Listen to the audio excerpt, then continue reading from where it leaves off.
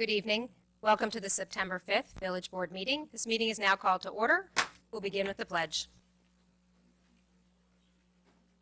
Pledge allegiance to the flag of the United States of America and to the republic for which it stands, one nation, under God, indivisible, with liberty and justice for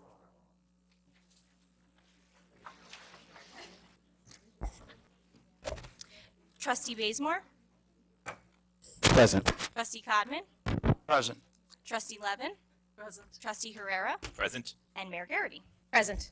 Okay, we begin tonight's meeting with a public hearing in the matter of a local law amending Chapter 162, Housing, Property Maintenance, and Building Code Administration of the Village of Ossining Code, proposed local law number 5 of 2018. Is there anyone here to address the board on this matter?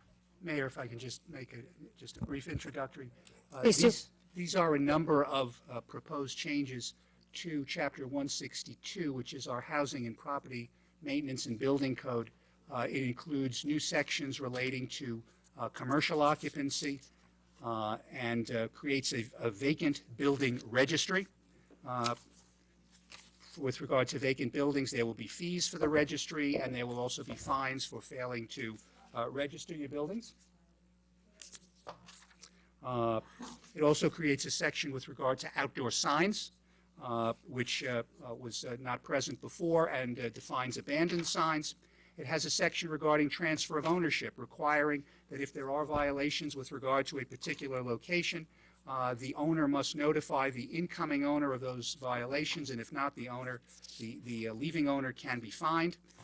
It also includes the Director of Code Enforcement as an individual who can issue building permits, certificates of occupancy, and other actions within the building department.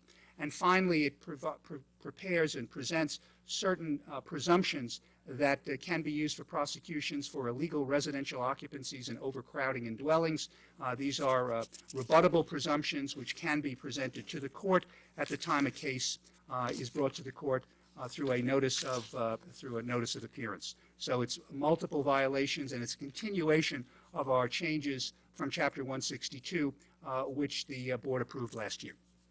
Thank you very much, Corporation Counsel. And I realize I should have made a remark before the meeting began in earnest to let folks know that if there is anyone who would prefer to have the meeting translated into Spanish, the gentleman over here is our court translator. He is translating the meeting, and there are headsets available. Thank you very much to the school district for loaning us your headsets. They are at the back.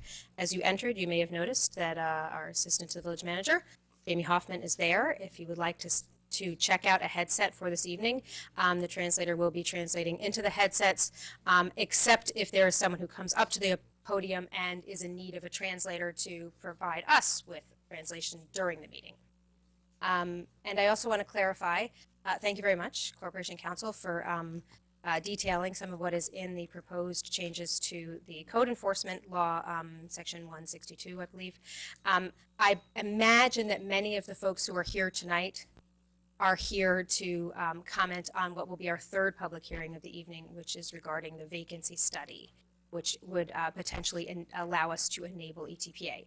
If that is what you were looking to speak about, it probably won't be too long. I think many of the people who are here for that same reason, but we are starting off with any public comments about the proposed changes to strengthen our code enforcement opportunities, particularly in all of the very challenging and transigent challenges that we see in code enforcement with many of our buildings, including vacant buildings and other challenges. And I'm very pleased we're taking a more proactive role. And thank you very much, Corporation Counsel, for updating us. Would anybody like to comment for the first public hearing?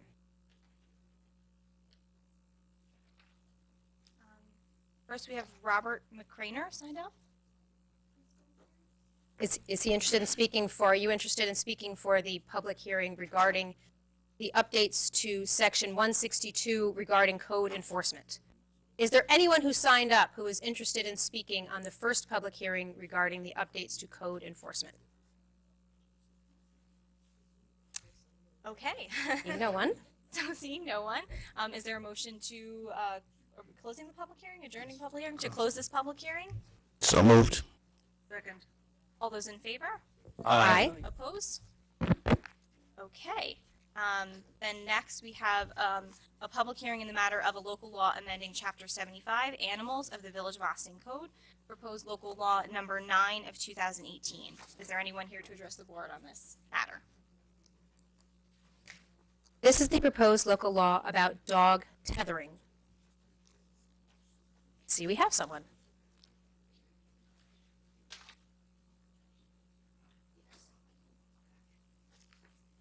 Good evening, everyone. Deborah Pangle, the Cat Squad Rescue, Briarcliff.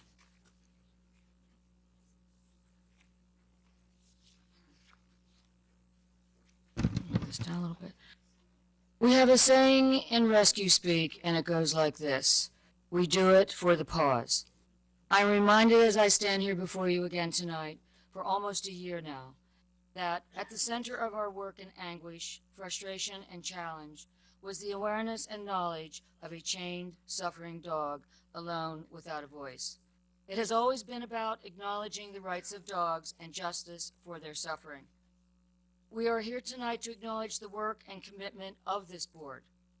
You were forced to listen to our pleading, intelligent reports, and yes, ranting. We showed up in freezing cold nights and wind. We were few and we were many. We came with fierce intention and determination. We feel that as of tonight, in a way, you have heard us. We are here tonight to acknowledge the work that the board has been working towards and submitted a proposed tether law a couple weeks ago. This is a big step forward, and we are encouraged by your effort and commitment. However, there is still work to be done together. The current law does include humane and acceptable portions, which we appreciate and accept. The proposed law that the board submitted actually gives permission to chain a dog for 12 hours a day. This is not an anti-law at all, an anti-chaining law.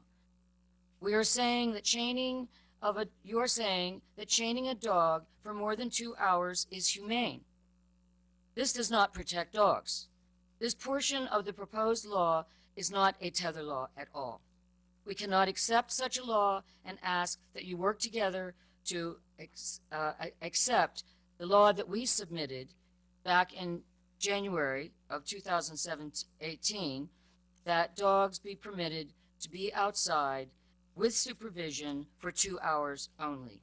This is the national standard that is followed by most rescue groups and professionals who do research and study humane care.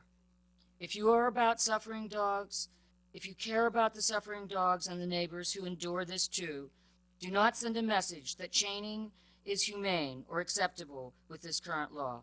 Pass a strong tether law that says we care and we will protect you. Thank you.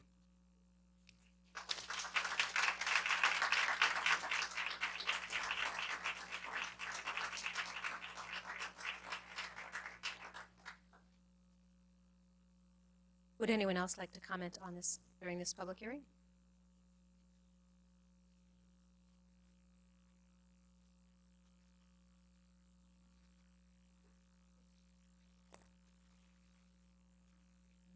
Packed house tonight. Good. Okay, I reiterate what Deborah has said, of course. Oh, Virginia Vassallo Leary, I'm sure you all know my name right now.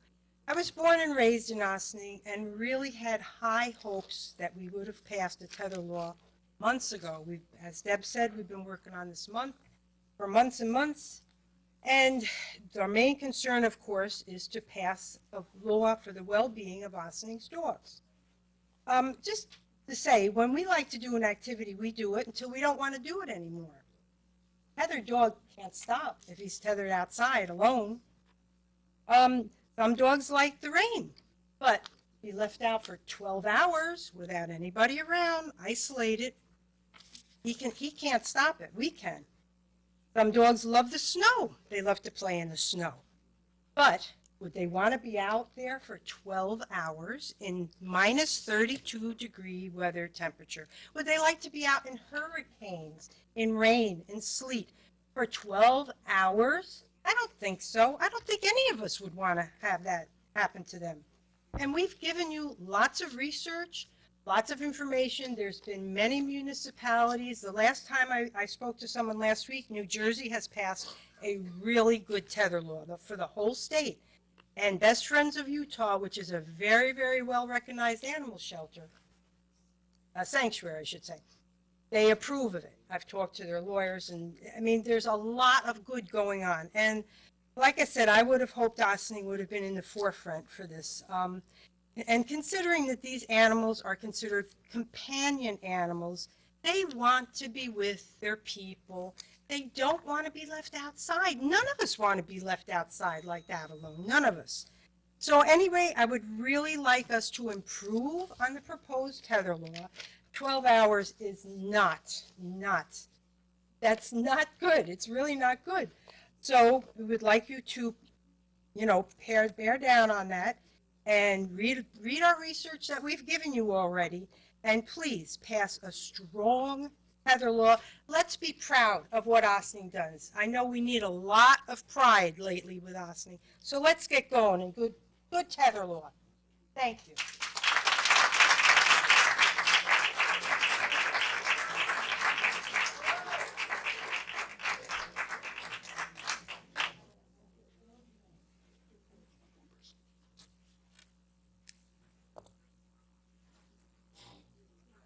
Roberts, Tarrytown. I guess my question is, I sat and I heard the tether law that you're planning on passing or thinking about passing. And my question is, in thinking about it, who is really getting protected by this law? The dog's not getting protected very well.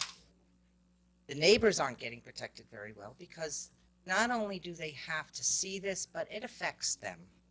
And an animal to be in these extraordinary temperatures with a triple coat of fur.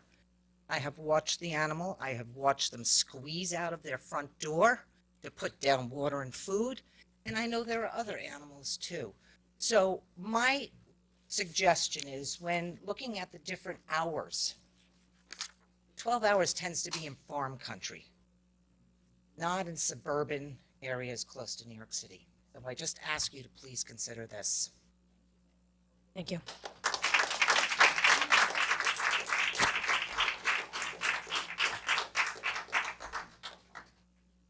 Are there others who would like to comment on the tether law? Seeing no one, do we have a motion to? Oh, are there more? Please, please, you have time. You have time. I didn't see you. Welcome. It's Diane Deary. I'm a longtime Ossining resident. I've never spoken in a public meeting before. I think you have a unique opportunity here to do the right thing. I've owned dogs for 35, 40 years, and I would never leave a dog out like that in this heat. So we have a responsibility to each other, to our animals, to be the best we can be. And I hope you all stand up and do what's right. Thank you. Thank you.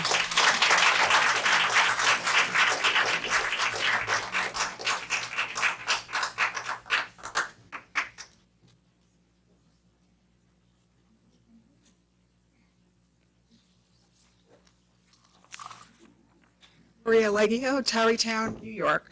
I'm here once again, almost a year later, in support of this tether law, a humane tether law, where a dog won't be left outside for endless hours. 12 hours would be either during the day when the family's at work or overnight when everybody's in bed. It's just I think it's a very simple issue, and I don't think that we should have, had to come here for almost a year to do something so simple and humane to protect 1 or 100 dogs in our community. And that's all I have to say. Thank you.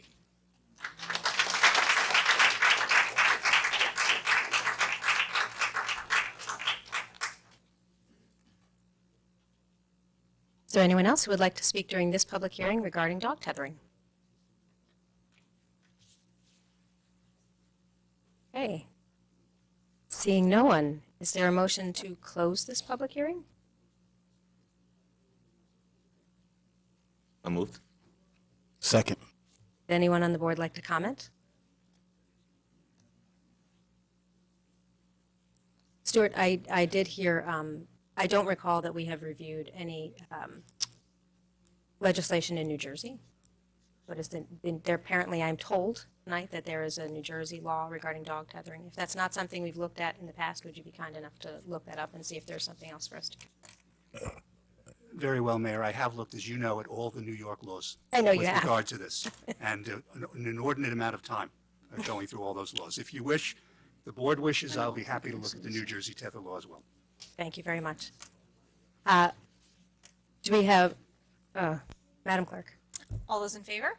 Aye. Opposed?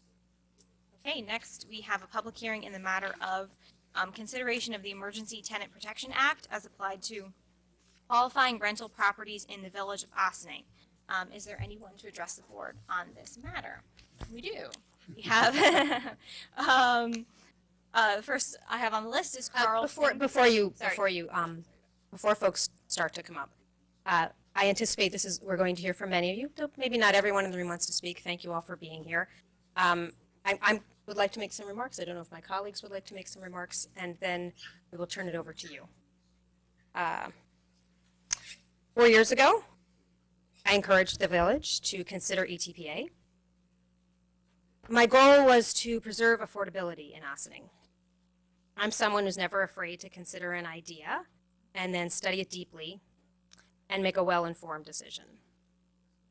It's the same process that I undertook with ETPA. And I've concluded that while the New York State program does offer strong protections for tenants who live in ETPA buildings, it is far too great a cost for our community.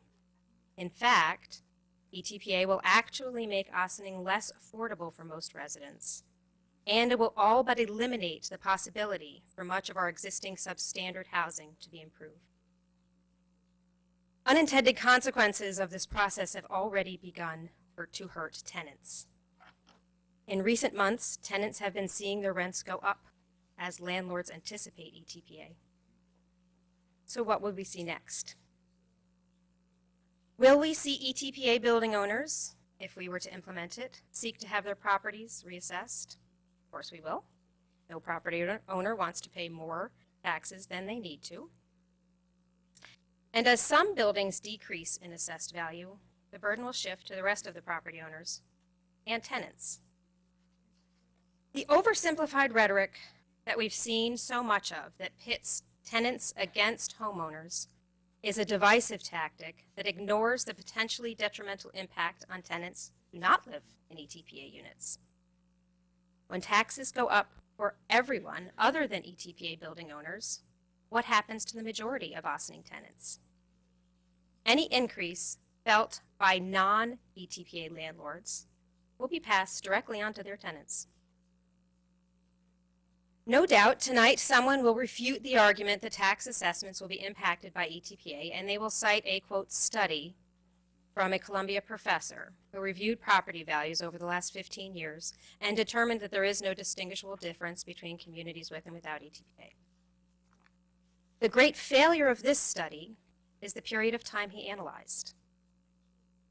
He reviewed a 15-year period that just passed.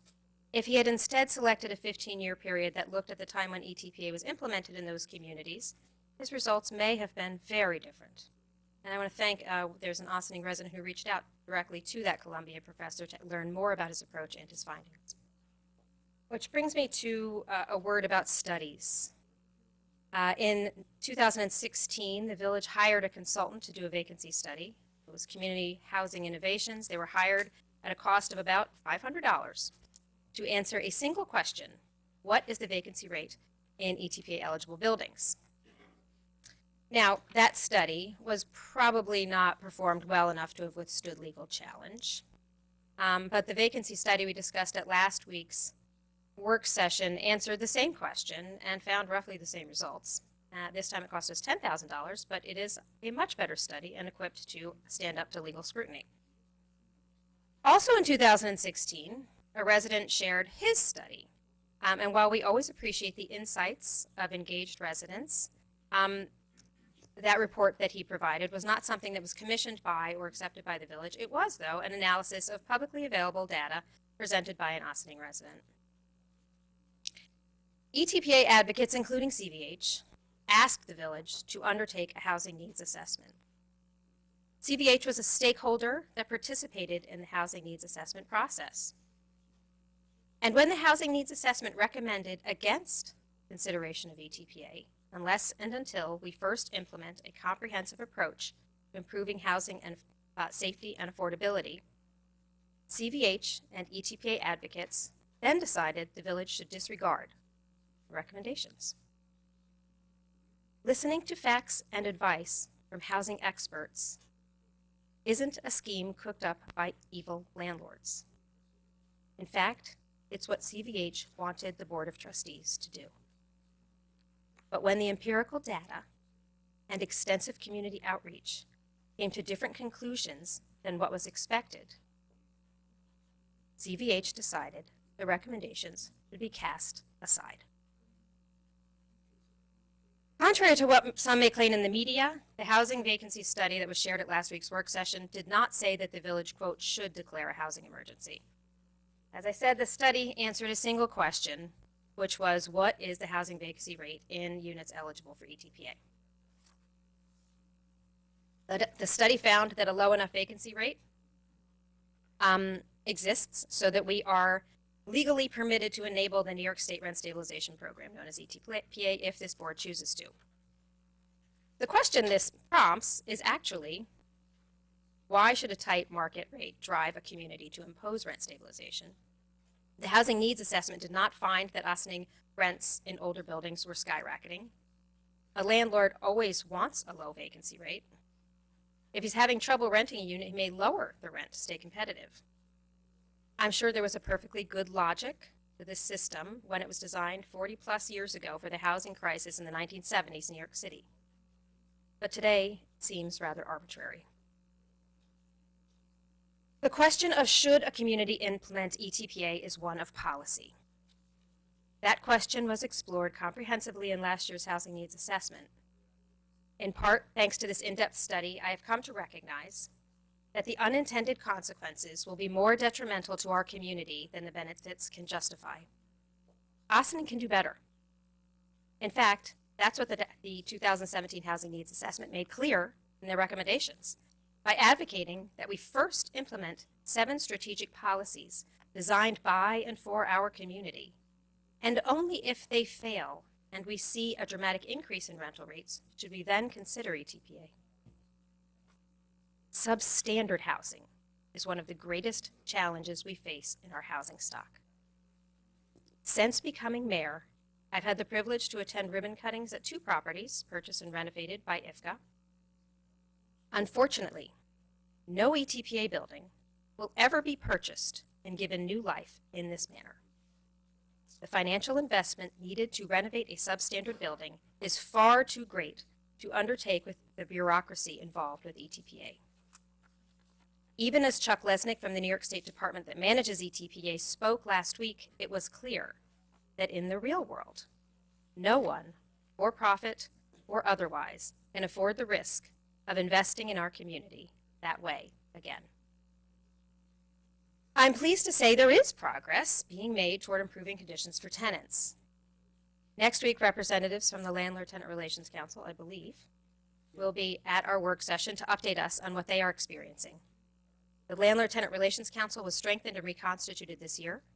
They are a resource for tenants in any building in Ossining. And I understand they've already heard from a number of residents and I think also one landlord.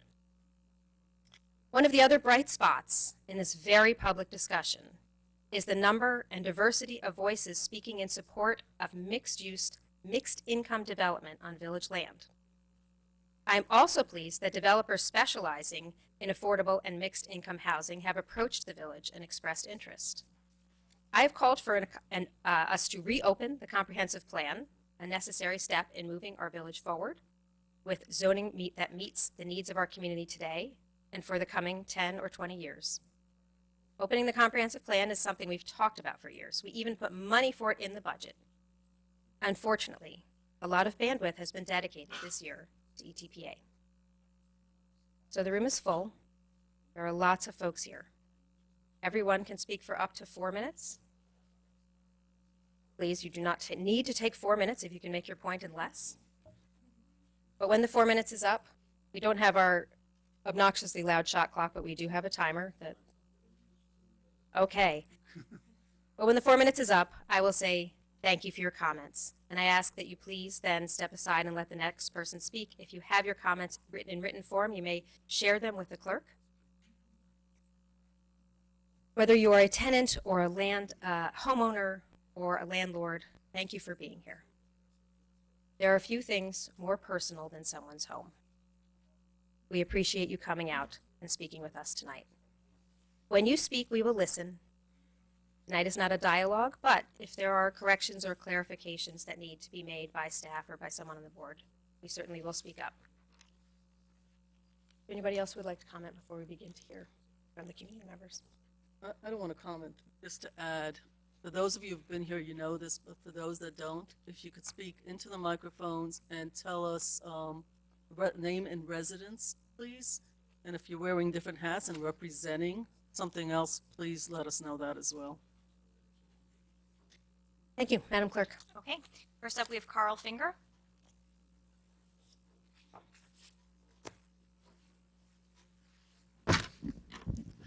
Good evening. My name is Carl Finger. I'm an attorney. I represent the Building and Realty Institute and the Apartment Owners Advisory Council.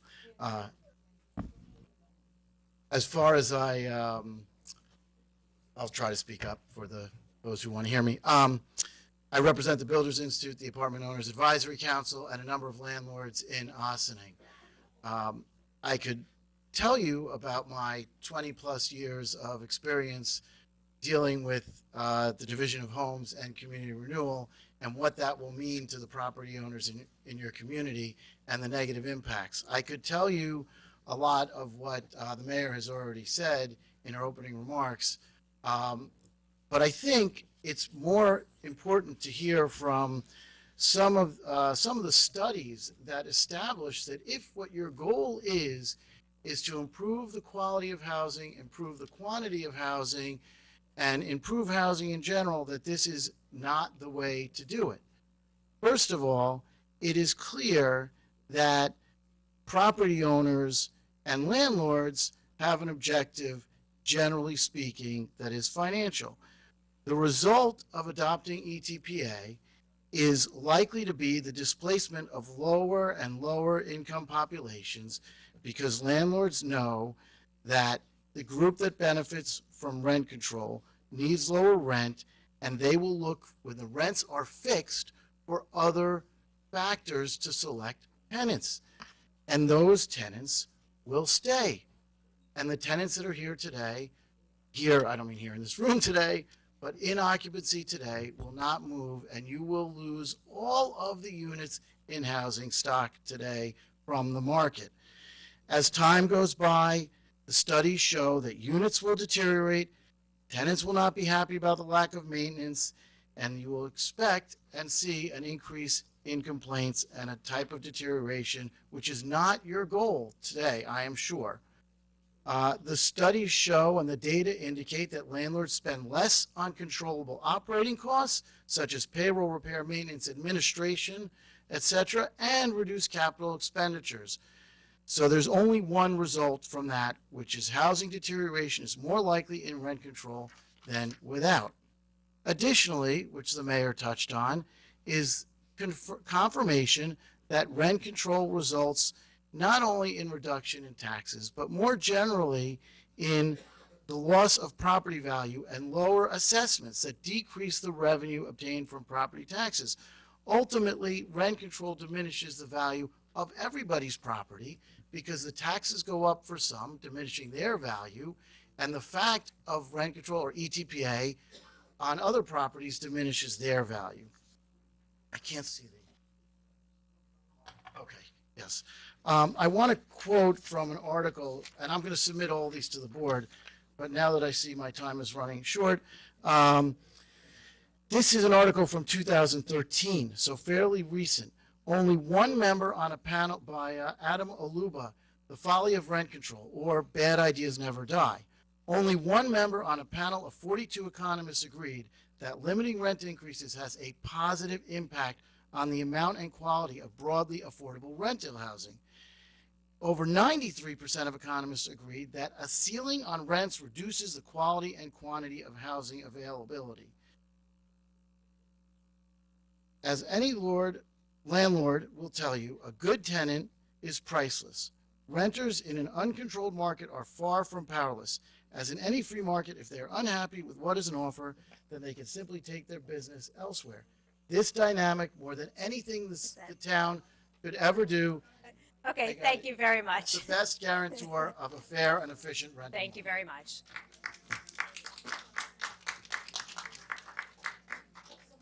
Oh, man, we never would have gotten through all that. No, I'm just kidding. Who's next? Madam Clerk.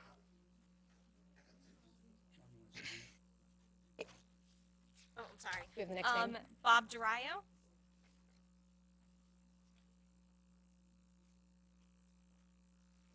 Good evening. Robert Durayo, 45 Hunter Street, Ossining, New York. In the interest of letting people know, I am a landlord. I have a two-family house. I have one apartment. I have had the same tenant for the last 7 years, and she hasn't had a rent increase. She does have a lease, and it has stayed in force, except that I've never raised her rent. That said, I am a proponent of affordable housing. Ossining needs affordable housing. But ETPA does not create a single unit of affordable housing. Not one. Ossining needs to ensure that substandard housing is corrected. ETPA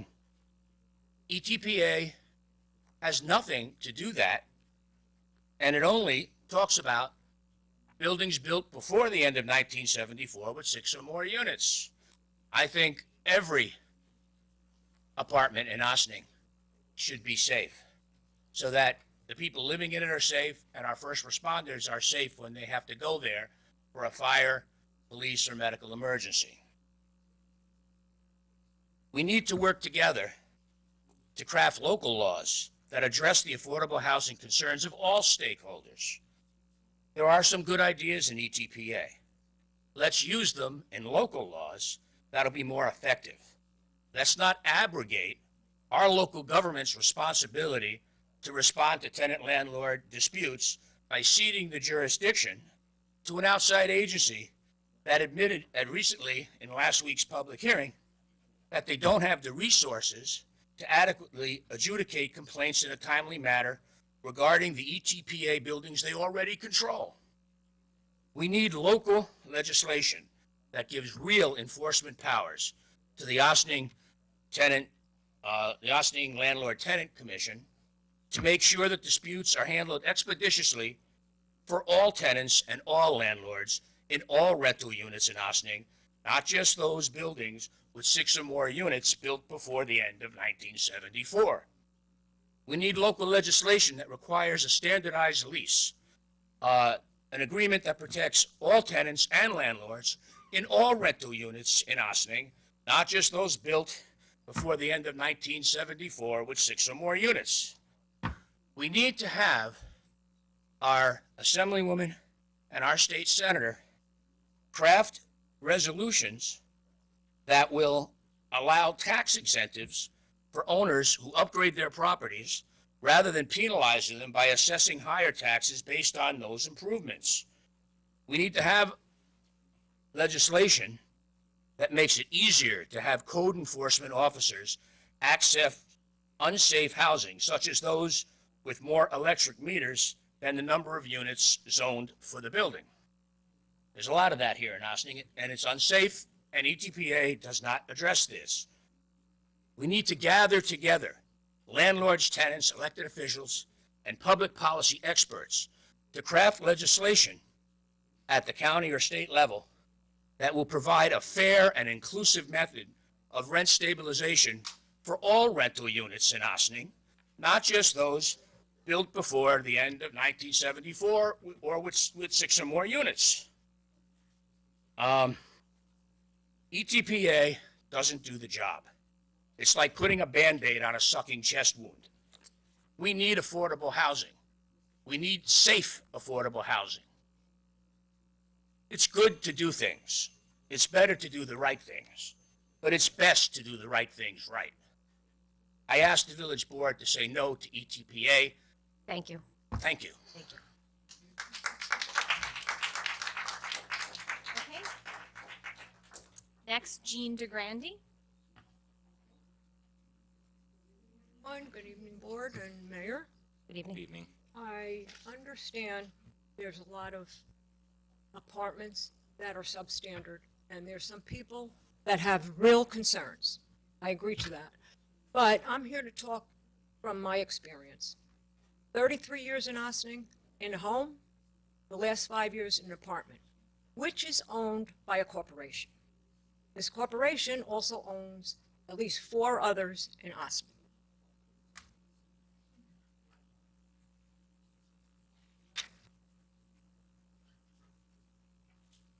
Recently, this past year, I had to re-sign my lease in July, and it was increased $220 in 1 year.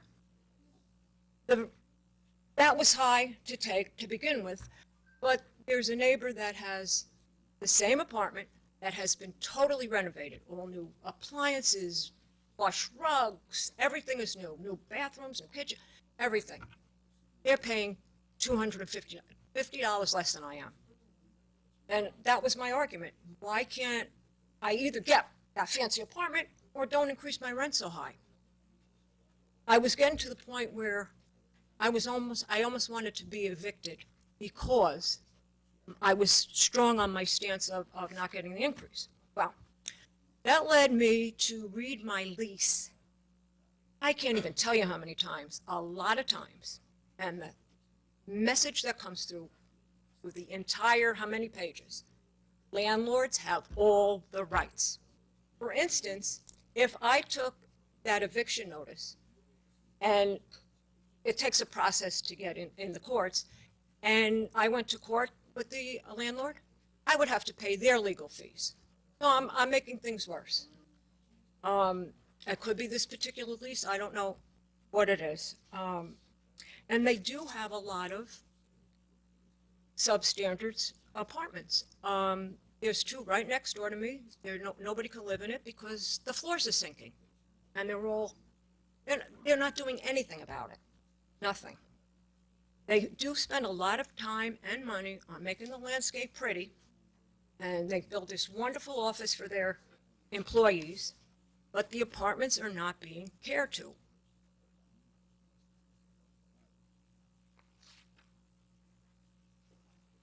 What they are doing is making tenants, might not be the right word, tenants move because of the apartment rent increase or the apartment's upkeep.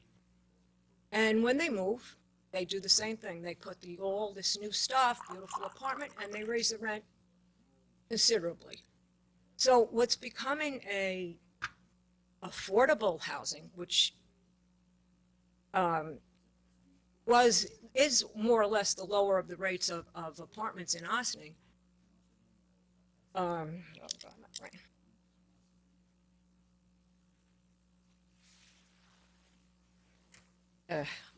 lost that thought. Sorry about that. Senior moment. Also, and I don't think the corporations have, I don't know for sure, answered the survey on vacancy, but I can tell you out of 20 units where I live, there are 3 to 6 apartments vacant, not including the 2 that need major repairs. So, as I said at the beginning, landlords have all the control and the tenants have no control, and we can't fight the landlords. Thank you.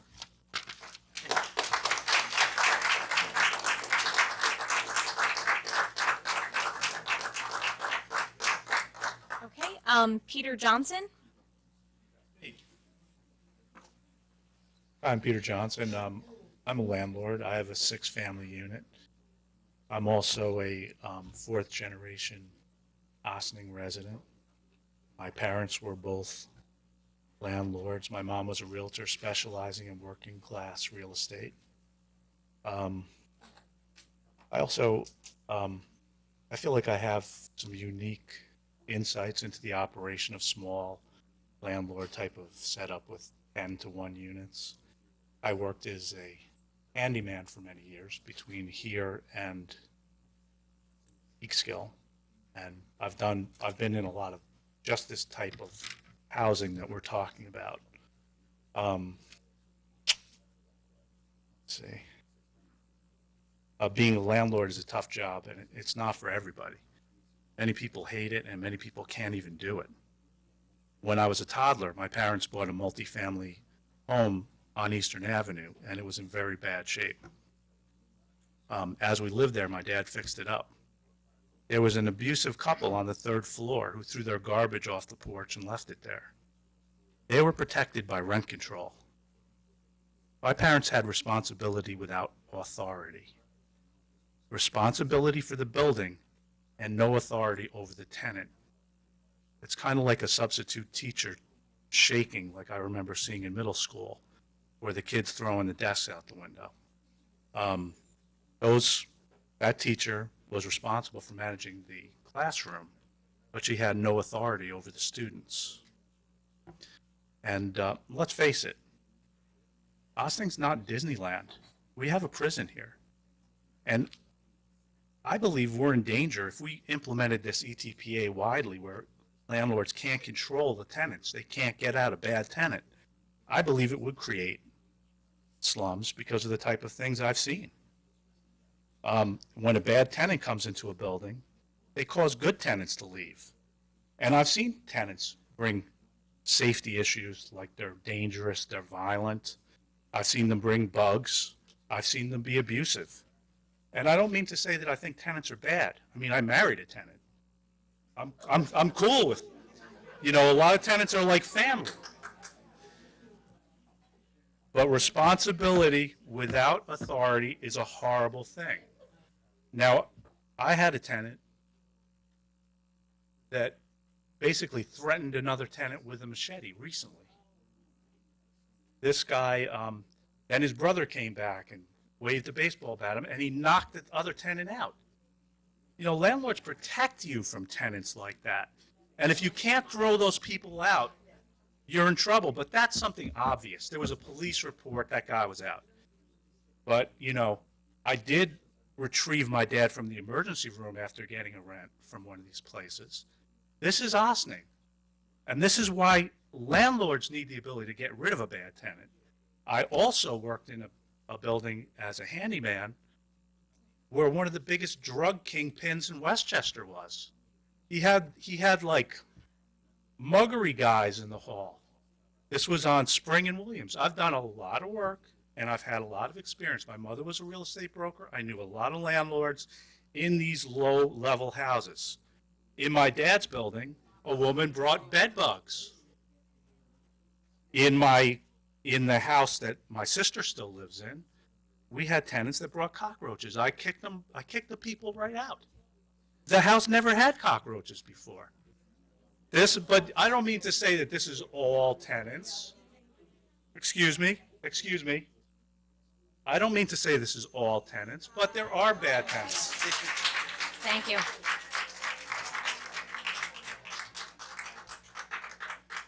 Okay, Cal Fishbein.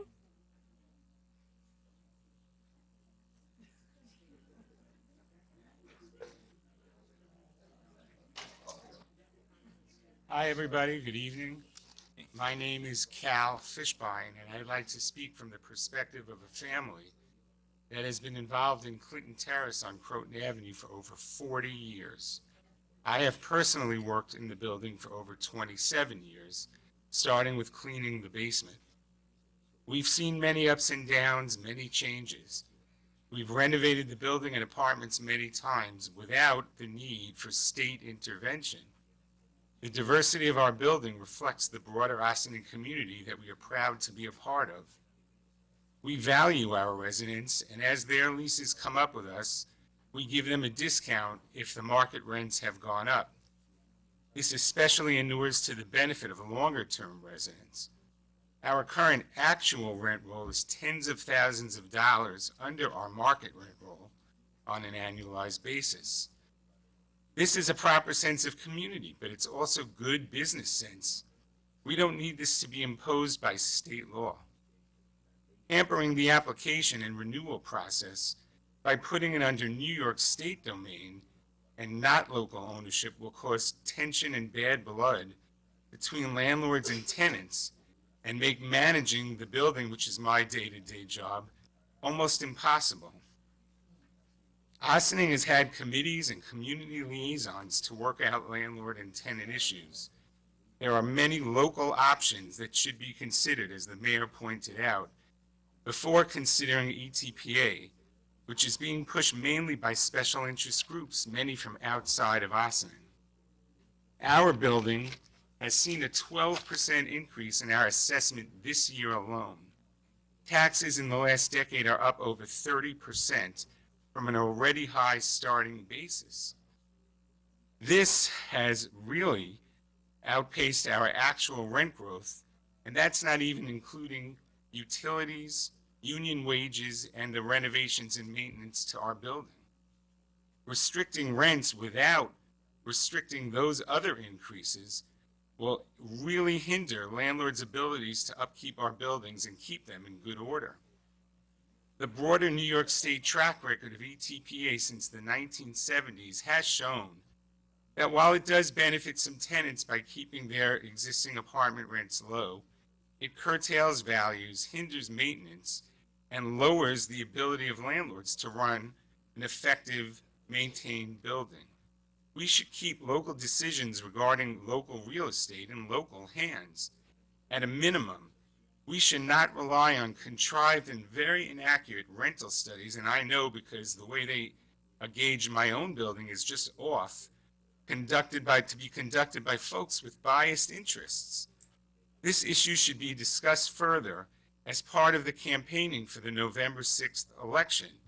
Let all candidates running for mayor and council straightforwardly declare their position on this important issue and give Ossining voters a chance to be heard and empowered, not dictated to. Thank you.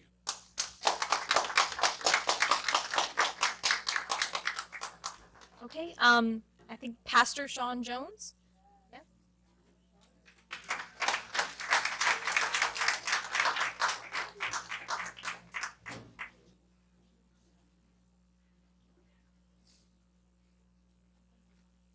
Good afternoon.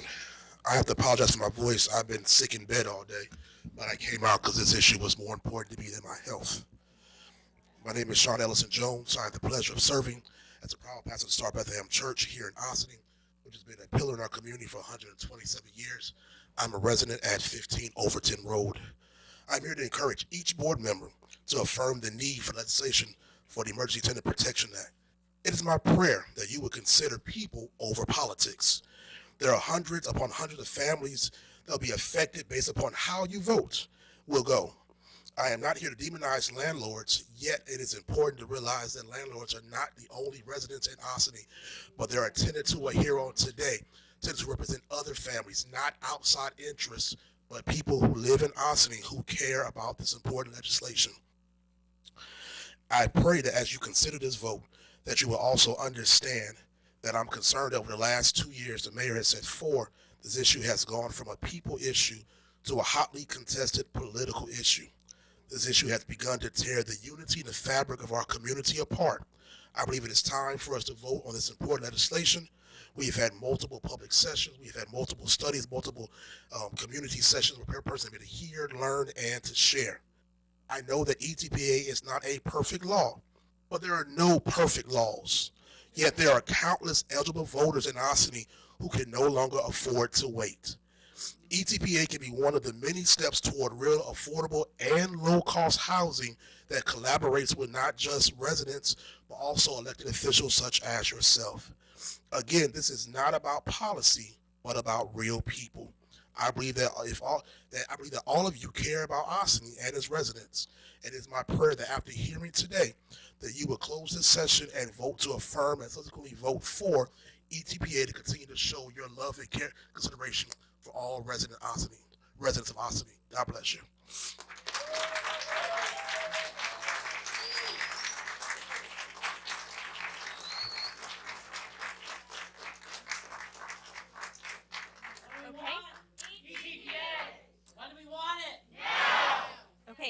Susie Daniels.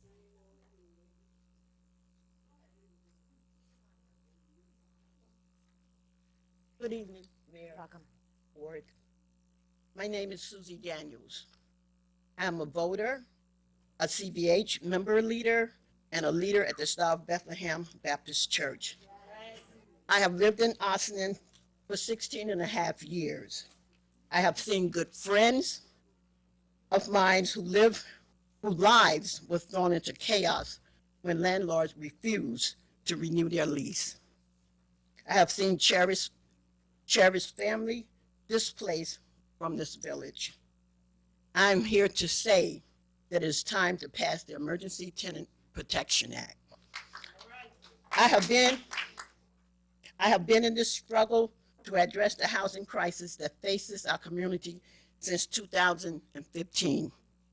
Some of you may remember when at the CBH Assembly in November of 2015, I asked the mayor and the deputy mayor, Cartman, whether or not they believed a housing crisis existed in Ossining. We went on to fight hard for recognition that indeed there is a crisis of housing plaguing many families in our community, a crisis that demands action and practical solution. We have come a long way since 2015, and yet practical solutions have yet to be enacted. We, as working class people of this village, don't have the luxury of time. We need action to protect thousands of families in Ossining who currently live in fear of making a complaint about dangerous building condition, fear of another drastic rent increase, fear of not having their lease renewed. We are well aware that we don't have as much power as the millionaire landlords and the political machine that opposes us. But we have faith that this council would do the right thing. We have faith that this council would put people over politics. Tonight, you as a board have the opportunity to take action to make our village stronger by enacting the Emergency Tenant Protection Act. We see this as the bare minimum, the first step on the road to safety and stability for all our families. I urge you to seize this moment. I urge you to pass the ETPA tonight. Thank you.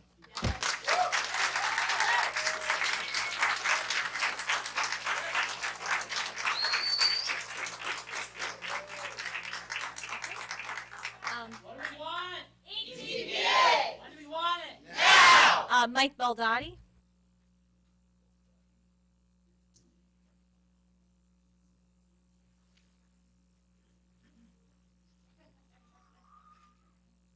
Good evening, Mike Baldati, 14 Cedar Lane Terrace. This is obviously a very emotional issue. This has been going on for quite a long time. I could speak to a lot of the issues about, an owner's perspective and this and that, but, I kind of bring a unique perspective here. I'm an owner of buildings. I provide affordable housing. I'm a village resident. My family goes back 3 generations. And I serve on a local board for a long time, and I've seen a lot of good things happen here in Ossining, but this definitely will not help Ossining in any fashion. And truthfully, I'm a bit ashamed by some of the behavior of our board to allow such divisiveness to come into this community. I've been here my whole life. I've never seen such a divisive situation, and it's very upsetting. You can't accomplish anything good when you have all this divisiveness. So shame on whoever, allow this to happen. As far as I'm, from where I'm sitting here, I'm kind of thinking that, there's an interesting standard. Part of our community was being subject to a federal agency, and to the village board's credit, they did a resolution saying, hey, we're concerned, we're going to stand with you. Well, what's the difference if another segment of our community is being under the purview of a state agency, and this segment of the community has the same concerns? Why can't we, why can't we work it out? Is this purely a political thing? We're against the federal government, but it's okay for the state to come in here and take our rights away from us, where the village could work this together. You know, we could sit down and work things out. And look, I'll also talk about, you know, my time on the board, on the planning board, where 2 months ago, we sat down and talked about affordable housing. And, you know, nobody is more passionate about affordable housing than me. I know what I'm talking about. I provide affordable housing. But what gets me upset is that after an intelligent, civil conversation 2 months ago with planning board, zoning board, and village board, you guys said, look, let's take some time out. Let's revisit this. Let's get this right. This matter with ETPA rent control is no different. So again, I offer myself up to you guys. I want to be part of the solution. Rushing to enact something that's going to be harmful, that we don't know all the benefits for in the long term, is the worst thing we can do. So I just ask you, please do not enact ETPA. It would be the worst thing for this community. Thank you. Thank you. No vote tonight. Sean Riley.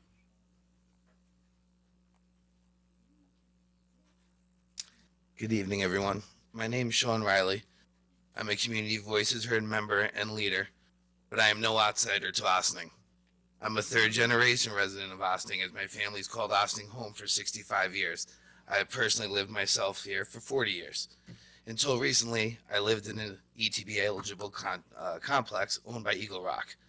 I'm now a tenant who will not benefit from ETPA, but fully support it, as I've seen and experienced why it is needed in Ossining. I've seen many good residents who are tenants leave this community, a community that devoted their time in bettering, and a community that has benefited from their volunteering and good deeds. This comes from one of two reasons.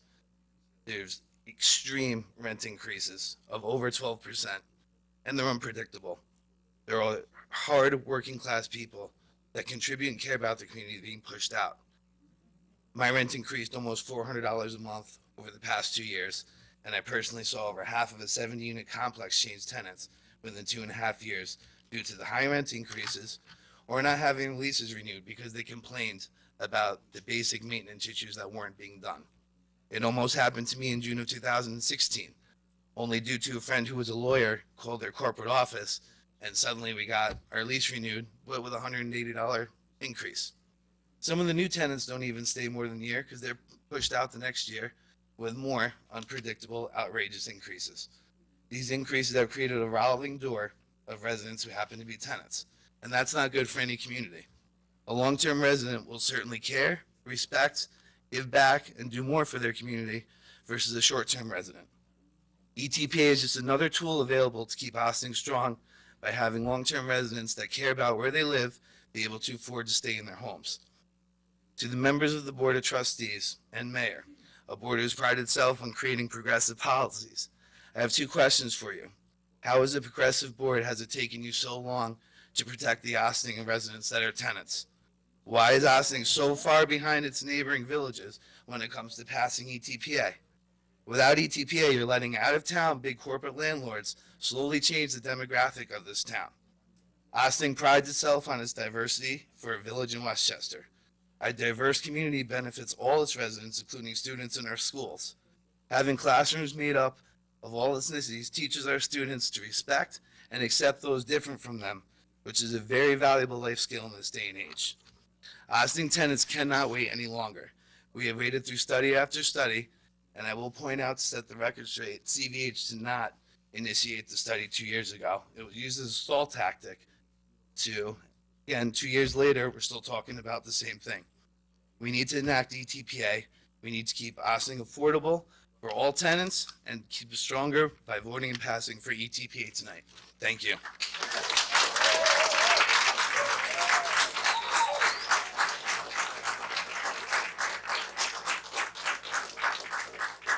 Okay, Genevieve Roach. What was the name? Genevieve Roach.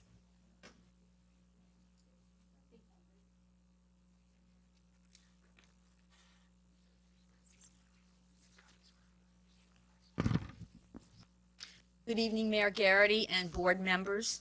My name is Genevieve Roach, and I'm a former member of the Westchester Rent Guidelines Board where I served as one of 2 tenant representatives from 2010 through 2016. I have been a tenant advocate for over 25 years and have resided in Westchester for more than 14 of those years. I am also a corporate attorney who has served as assistant general counsel and general counsel for 3 national accounting firms, and I have used my background in and penchant for number crunching to help the board analyze the Rent Guideline Board data regarding landlord revenues and expenses. The analysis we instituted in 2010 and refined over the years has helped us better understand the numbers submitted by landlords in their annual DHCR surveys, which analyses, with the benefit of hindsight, have proven remarkably accurate.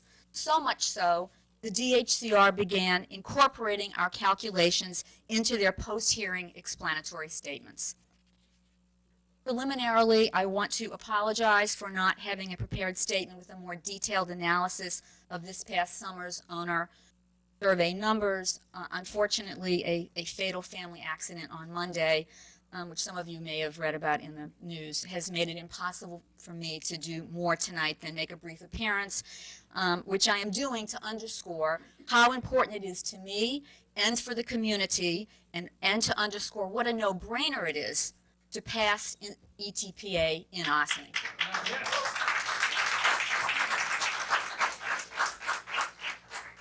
I have, however, brought a few handouts from this past summer's Rent Guideline Board hearings, including a copy of my testimony and the DHCR calculations of landlord profits based on landlord-submitted survey data to make one of my 2 points.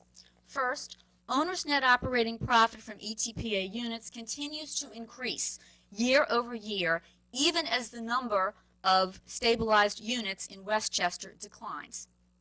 My second point is to help dispel the complete illogic of the fear tactics owners have been using regarding the effect on property tax revenues should ETPA be passed. On the first point, based on their own voluntarily submitted numbers, landlords of rent-stabilized units are far from hurting, with net operating income estimated last year to hit a robust 39%.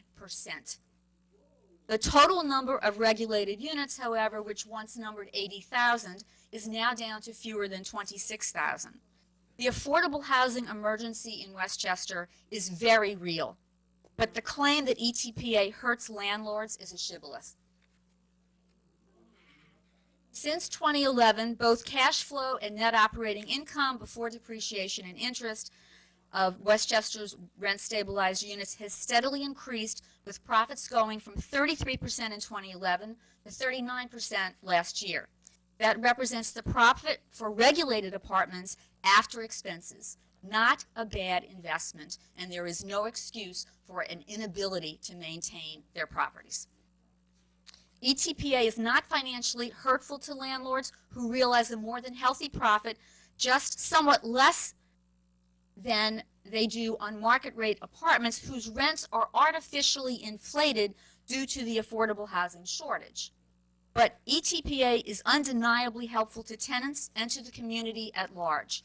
Beyond keeping rent increases in check, rent regulation just as importantly codifies tenants' rights. Rights to renewals, to preservation of lease terms, to repairs and maintenance, which obviously can be afforded given their profits, and to be able to live without harassment and the fear of being forced out. Thank you, Ms. Roach. I have a question. May I? Thank you. This is not. May I skip to my second I'm sorry, point the to time make is the one up. This is a sentence? point of clarification, not a conversation. You said you didn't have prepared notes, so I'm going to have to ask you, could you repeat where you live, please? I live in Hastings on Hudson. You live in Hastings, okay. Yes. And Yes, did you but- say, I'm just getting, because you don't have a prepared statement, did you? Actually, the statement, you have the statement. Oh, we I do just have haven't it? finished I don't giving have it. So there's been a What I don't reduction. have is the analysis of this past summer's landlord numbers. There's been a reduction of 80,000 to 20,000 units, did you say, in Westchester? It was affordable? 80,000 and is now about 25,000, 26,000. Right, so there are fewer affordable units. Or fewer, and yet landlords' profits from those fewer Right, but apartments there are fewer are units even higher. now than there were in the past. Far fewer. Okay, thanks. That's all I had to ask. Thank I you very would, I would ask leave of the thank you board. very I much. didn't address the second point about the. Thank you. We have to allow time for just needed to everyone to be hear able to the- speak. the Thank you. other- Well, then I would ask that, I've enclosed a copy of this statement, and I Thank would you. ask that you please Thank you, Ms. Roach. do that. Thank you.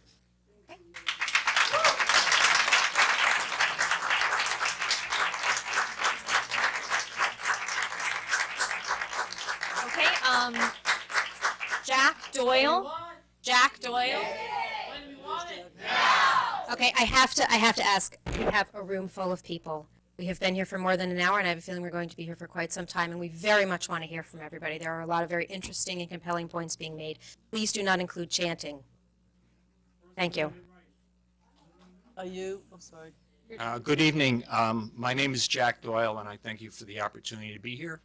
I am neither a resident of Ossining, nor an attorney, nor a reverend, nor an economist. But what I bring here tonight is my experience for the last 23 years as the executive director of an organization known as New Settlement Apartments. And what I'd like to say is that all of the units that we have are all protected under the New York State Tenant Protection Act, Emergency Tenant Protection Act. And I think that has meant a couple of things. One is it has provided incredible stability to the housing that we have. We have families who have raised their children, who now have grandchildren, and who have lived in our buildings for 23 years or more. They represent the backbone of the community in which the housing is located. They are civil servants, they are home health aides, they are hospital workers, they are workers in the hospitality industry, they are teachers and teachers' aides. Among the families who we serve, 30% are formerly homeless, but because they have had the anchor of decent, affordable housing, they've been able to establish for themselves a life for them and their families that is affordable. Many people suggest that if you have the type of rent protections that this act would provide, that leaves landlords unable to obtain financing to not only maintain their buildings, but to upgrade them. And I must say that has not been our experience. We have had no inability to attract funding, conventional financing, and other types of funding in order to improve the buildings that we own and we operate. On a personal note, you know, I grew up myself, I've never lived in a house, I've always lived in an apartment. I grew up in an apartment with my mother and father and 6 siblings. And while the owner of that building, who lived nowhere near where the building was located, viewed it as an investment property, which I fully understand, to us, for all the years we lived there, it was our home. It was our home. Being a renter doesn't mean that where you live is not still your home, and I think you all realize that. And I think it's something important to keep in mind. And I will close just by saying that I think that renters need and deserve protection so that they can stay in their homes and not carry an inordinate burden of rent that is disproportionate to what their income is. So thank you very much.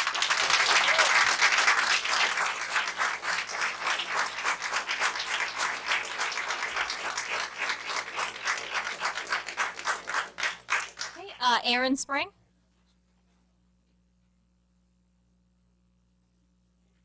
Good afternoon, Mayor and Board. My name's Aaron Spring.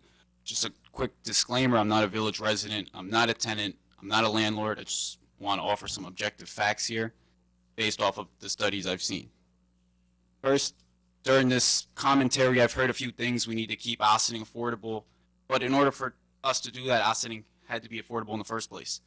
Unfortunately, for renters and for landlords, it's unaffordable. We see I personally believe that those in favor of ETPA have a good heart, and their heart is in the right place. But I think the solution to the rent problem is not government. I think government is the problem.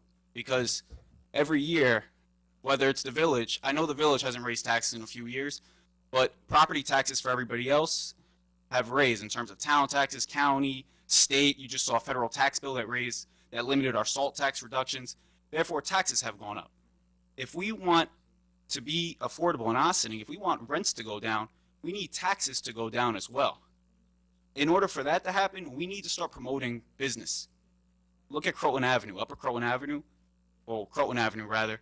There's not a lot of businesses there. There's a lot of vacant stores, vacant lots. We need to find a way to bring business in. We need to find a way to create revenue. And if we do that, we can lower taxes. And then through that, we can lower rents. We need lower county taxes, lower state taxes. I know the federal tax bill just hurt New York, as I said. But the reality is, a lot of the people on this board know our county legislator. They know our state assemblywoman. They know our state senator. We need to work together as a municipality, renters and landlords united, to make it permanently affordable. This solution, if we lose $1.6 million in tax revenue and you divide that by 5,000 single-family homes, that then makes the tax burden $320 per person. How is that any less egregious than a $180 to $200 increase in rent per year? Oh, that's per month. My apologies. Disregard that last point. But so, in other words, 10 to 15% increases in rent are crazy. I agree with that. But I'm not sure that ETPA is the solution. I think it's a temporary solution to a long-term problem. But the long-term problem is taxes are too high. We need relief. If you get that relief, it will then go to the renters. At least that's what I truly believe would happen. So, in other words, I don't really have a stake in this. Doesn't affect my taxes, doesn't affect my rent.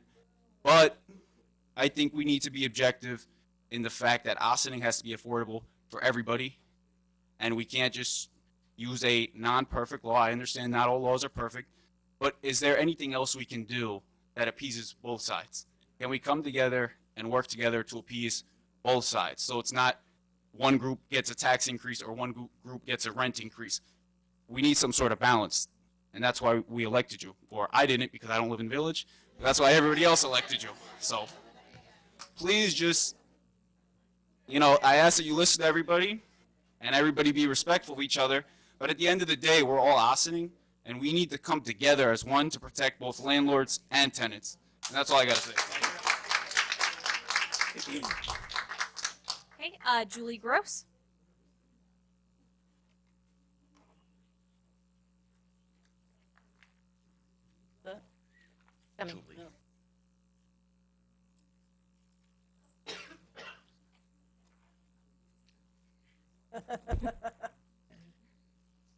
Mayor, board members, I'm Julie Gross.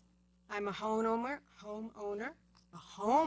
me, who has lived in our village for 50 years in the same house, raised 3 daughters in the community, taught math and computer science at the Ossining High School, and it was all a gift.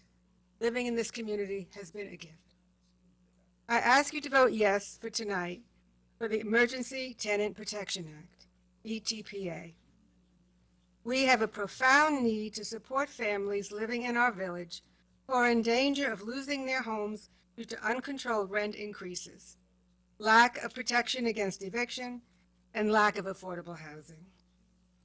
I will not be fooled by some lobby, which most recently distributed a slanderous flyer in my neighborhood.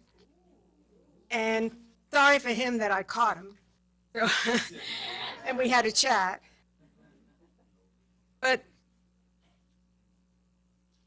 And based on a study conducted by Elliot Sklar, an economist from Columbia University, there will be no impact on property values or property taxes with the passing of the ETPA. We know this based on the 19 other communities in Westchester that already have ETPA. Based on the experience of other towns in Westchester, such as Dobbs Ferry, Tarrytown, Sleepy Hollow, so on, I see only how the ETPA will strengthen our whole community.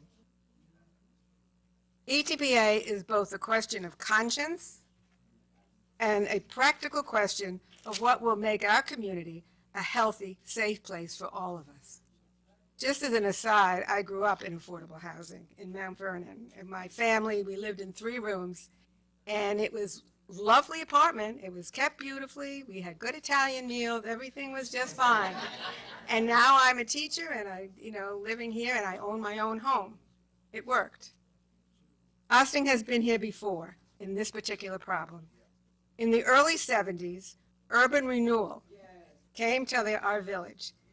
Buildings on Spring Street and Main Street were to be taken down without concern for those about to lose their homes. No replacement housing was to be made available. People, families who have made Ossining their home for so many years were forced out of their apartments with no affordable place to live. At that time, I joined the United Ossining Party, a political party, to help create affordable housing for those displaced. And so came the building of Claremont Gardens. I discovered recently that Claremont Gardens' term of affordability expired, and that is now owned by a corporate management company. I believe it's Eagle Rock, I'm not sure. Upon vacancy, people leaving that affordable housing, the apartments at Claremont Gardens are now offered to the public at market prices. So here we are again. I am more concerned than ever for the stability and well-being of our long-term residents. I look on our village board to act wisely and to seize this opportunity to pass ETPA tonight. I've spoken with someone who may soon be affected by displacement. Her children are excited to return to school this week to see their friends again. She and her husband have been contributing members of our village. To leave here would be detrimental to her and her family. Supporting ETPA is both a question of conscience, a practical question that will make our community a healthy, safe place for all of us. Repeat. Thank you very much. Thank you.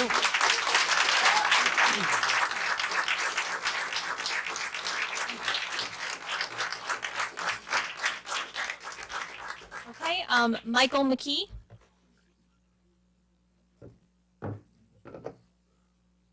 Good evening. My name is Michael McKee. I'm the treasurer of the Tenants Political Action Committee, which is an organization that works to elect pro-tenant candidates to elected office.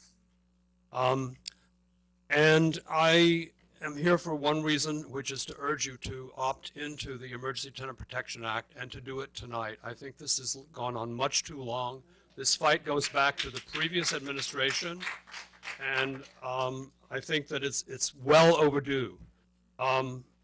I have worked in my long career, I have worked with tenants in Westchester County since 1972. I worked with tenants who were successful in winning enactment of the Emergency Tenant Protection Act in 1974. I helped some of them organize campaigns to persuade their municipalities to opt into the ETPA.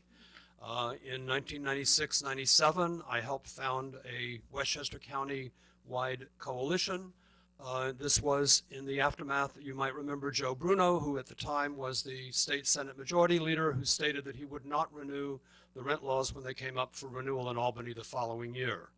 And more recently, I have worked with tenants in Westchester on influencing the Westchester County Rent Guidelines Board. So I'm very familiar with Westchester County, even though I live in New York City. I was here 2 years ago in this room. I remember vividly compelling testimony from tenant leader after tenant leader begging you to protect them. Many of them are not here anymore because they've been displaced. They have been forced to give up their homes because of the inaction of this board. It is time you did this. There has been a lot of nonsense talked about here tonight and earlier about the supposed negative effects of rent regulation. Madam Mayor, I have to say your statement at the beginning of the hearing was a compendium of errors. So many errors that I couldn't possibly rebut them in the time that I have available to me now. But I think you made up your mind about this a long time ago. I think it is time that this board acts and that you do it tonight. There's one overarching reason why you should do this, and that is that the tenants of Ossining deserve protections. They deserve protection from arbitrary rent increases. They deserve protection from arbitrary eviction. They deserve the right to be secure in their homes. And It's nice to talk about stronger code enforcement. It's nice to talk about creating new mixed-use housing. All of that can be helpful, but it is no substitute for protecting people now. I'm urging you to do this, and I'm urging you to do it now, tonight. Thank you very much.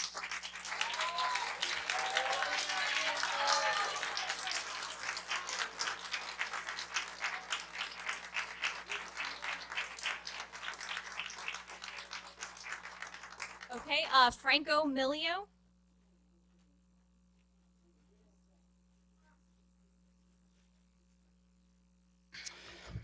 Hello, my name is Franco Milio. My family owns and manages 1516 James Street and 6668 Croton Avenue. We have been a landlord in Ossining for over 10 years. One of the main reasons we decided to invest here was because ETPA did not exist. I strongly oppose adopting ETPA.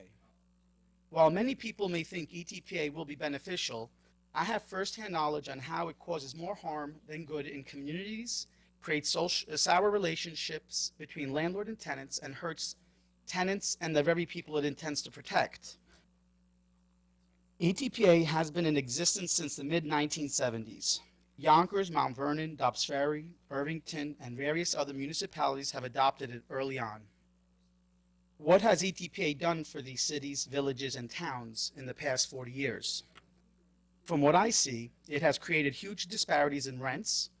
A tenant renting a 2 or 3 bedroom apartment at the current rent of, say, $200 in the 1980s will now be paying less than $800. I know this because I have many tenants like this. Many even have rents in the $400 to $500 range. This brings me to my next point about how the housing market is worsened by ETPA. Many of these tenants nowadays are empty nesters but are in a tough spot. They have no incentive to leave, especially when they are getting such a bargain. I have young families with children living in a 1-bedroom apartment but are unable to find a larger unit. The market is essentially distorted because of ETPA. It seems to be creating a larger housing crisis. There have also been instances where a family member will miraculously appear just in time to succeed the apartment. That's a whole other discussion, but nevertheless another abuse created by ETPA. ETPA is not income or need-based. I have many tenants who can afford to pay market rent but are paying below market. Why should these tenants get what is essentially a subsidy? An idea can be for the village government to figure out a way in which to give a subsidy of sorts to families who comply with various income and other need-based conditions. Perhaps those who are victims of domestic violence, who serve this country, are homeless. You get the point. ETPA makes it extremely difficult to nearly impossible to terminate the tenancy at the end of the lease term. One might think this is a good thing, but it's actually more of a problem. Without ETPA, when a lease expires, both landlord and tenant can elect not to renew. It's totally fair this way and keeps both the landlord-tenant relationship in balance. Under ETPA, a landlord must offer a lease renewal or prove in court of law that the tenant is a nuisance. Do you realize how difficult this can be? I have had cases of drug dealing, disruptive tenants, and all I could barely do anything but watch my good tenants become frustrated, leave, and worst of all, become labeled as the bad building in the neighborhood.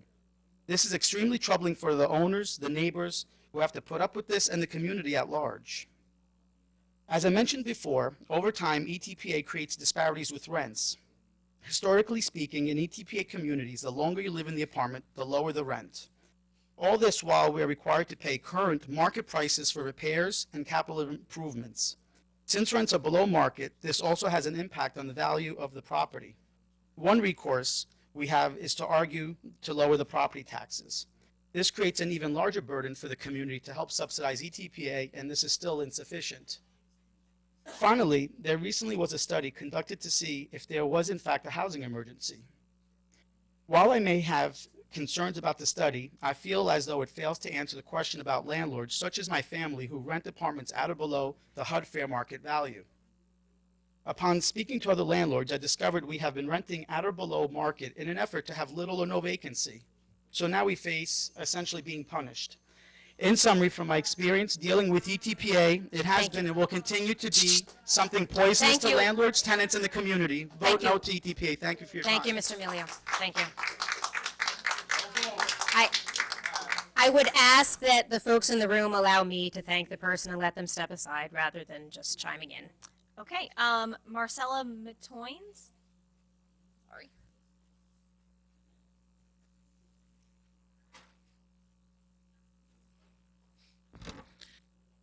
Hello. Good evening, and thank you for the opportunity to testify. My name is Marcela Matenas, and I'm a tenant organizer and advocate at Neighbors Helping Neighbors, a nonprofit HUD-certified housing counseling agency in Brooklyn, New York, that works to organize tenants around their rights and to strengthen rent regulation. I am here tonight on behalf of NHN's parent organization, the Fifth Avenue Committee, FAC. FAC is a 40-year-old nonprofit Comprehensive Community Development Corporation and Neighborhood Preservation Corporation in Brooklyn, New York, whose mission is to advance social and economic justice. FAC directly serves over 5,500 low and moderate income New Yorkers annually through a range of programs, including affordable housing development and management. FAC has developed 900 units of affordable housing, manages approximately 500 units, and has a development pipeline of over 1,200 additional units of affordable housing. All the units that FAC develops and manages are rent regulated. As the Huffington Post recently wrote in June of this year, the affordable housing crisis in the United States is a ticking time bomb. For decades, housing costs have risen faster than incomes. Since 1960, renters' median earnings have gone up 5%, while rents have spiked 61%. Homeowners earn 50% more, while home prices have gone up 112%. This has obvious human costs. As the National Low Income Housing Coalition reported, a growing share of the nation's renters cannot afford to live in the cities where they work. In 2016, nearly half of all renters were considered rent burdened. They spend more than 30% of their income toward rent. The need for affordable housing appears to be clear in Ossining as well. As you know, the multiple family vacancy study, which the city commissioned in 2016, showed that the vacancy rate in Ossining was just over 3% for all multifamily units in buildings with 6 or more units constructed before 1974. If the village of Ossining were to adopt the Emergency Tenant Protection Act, hundreds of families would have the benefit of protections against significant rent increases, which could lead to displacement, something that is all too common, especially when we see vacancy rates below 5%. Also, rent stabilization provides renters with protections for building maintenance issues, something that cities in the recent policy framework on the village's housing needs assessment. Critics of ETPA have suggested that ETPA would reduce a building's net operating income, making it harder for building owners to meet the financial costs of building maintenance. The Fifth Avenue Committee, who owns and manages approximately 500 rent-stabilized units in buildings that range in sizes from 3 to 80 units, has not found this to be the case. What is important is that an owner manages costs effectively by investing in building systems and fixtures that are efficient and is consistent in their communications with tenants and respects their rights. What is important is that developers and predatory investors don't speculate on rent-stabilized housing, paying or lending more than what the rent roll of the property will support, taking on debts that then leads to harassment and displacement of existing tenants and often the loss of affordable housing. The affordable housing crisis is impacting cities and villages across this country. The village of Ossining has identified a number of policies which could help address the housing needs that exist in the community. Voting to support ETPA is one important strategy to ensure that tenants have rights in the negotiation over leases and increases in rents with building owners. Thank you Those very rights much. provide pieces of mind for families and increase stability in communities Thank such you. as Ossining. Thank you very much.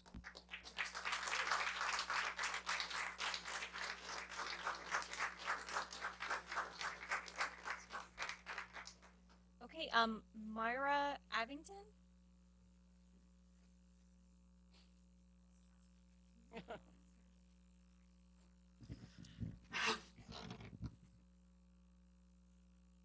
Good evening, Mayor, board members. My name is Moira Arrington. I've lived at 822 Pines Bridge Road for nearly 4 years with my wife. I'm a member of Community Voices Heard and a lifelong Westchester resident. The vacancy study is finished. Ossining has less than 5% vacancy, so it's time to pass the ETPA. It's the first step to provide a safety net for Ossining residents and is desperately needed. Not after another year-long study, not at the beginning of the fiscal year, not after the midterms, now. A few months could mean moving or homelessness for some of our neighbors and many people here tonight. Earlier today, a trio of lawyers representing a property management company attempted to have a restraining order placed on 2 members of the board and prevent them from being here tonight.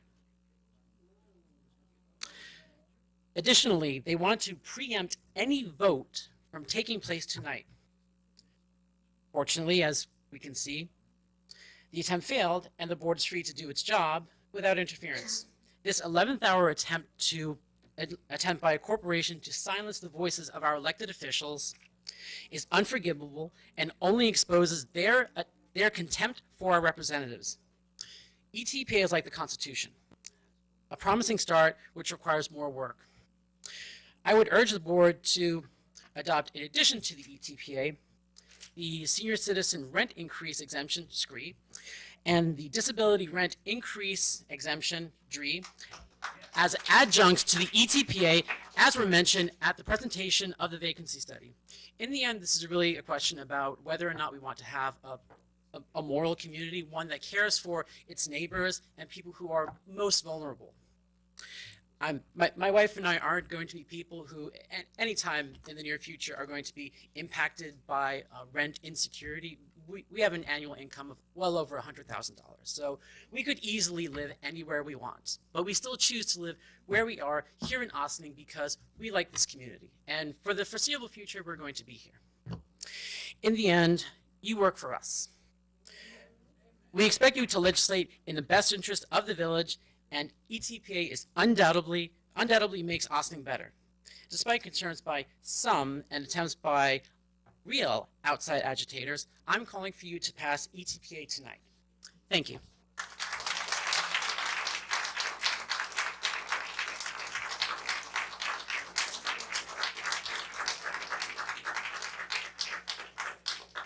Mark Monroe.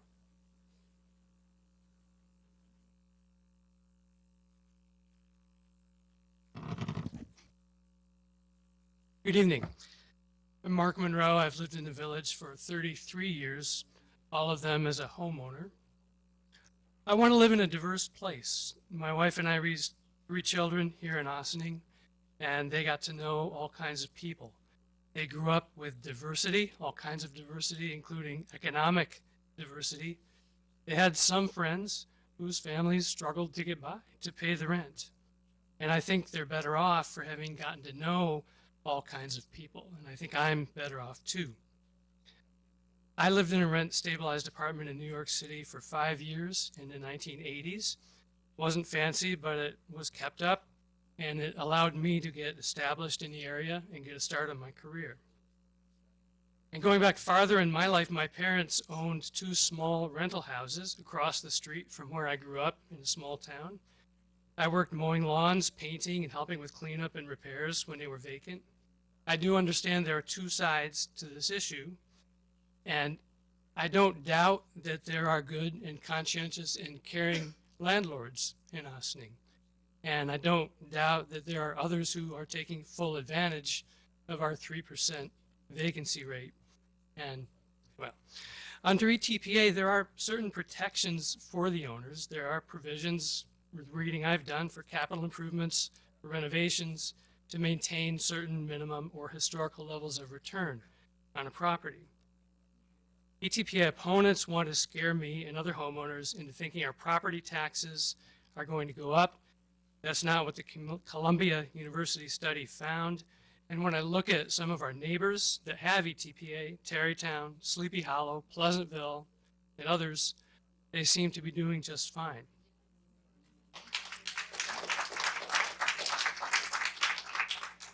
In Ossining, we now have a 3% vacancy rate in apartments that would fall under ETPA. And that creates an imbalance of power in favor of the owners. And I'm sure those good and conscientious owners treat their tenants fairly, and I'm sure there are others who abuse that power. ETPA is one thing we can do right now to give some of our neighbors in Ossining more of a fair shake. It gives them greater stability and security in their lives, and it helps give me as a homeowner the kind of community that I want to live in. Thank you.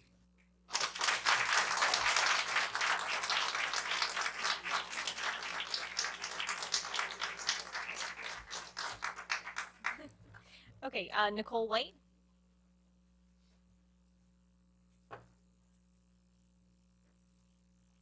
Hello, members of the board. My name is Nicole White, resident at 822 Pines Ridge Road for 4 years. And tonight I speak for an Ossining renter that could not be here.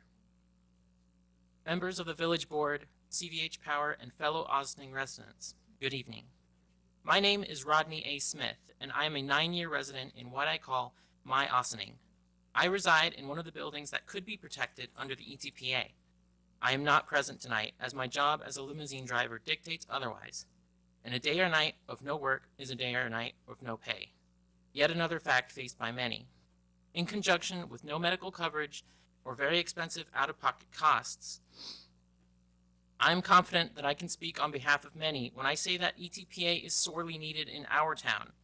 ETPA is needed in order to strengthen the whole community by providing stability for families to survive and provide for their children, their elderly parents, and themselves.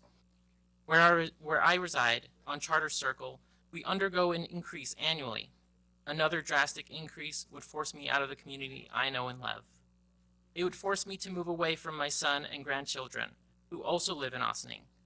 Ossining is strong when family members can live near each other and support one another. ETPA is an important way to help family and neighborly support networks to continue to thrive. We are all created equal, and there needs to be an equal opportunity to live securely and with peace of mind. ETPA will provide a needed level of stability so that all of us in Ossining can meet our potential.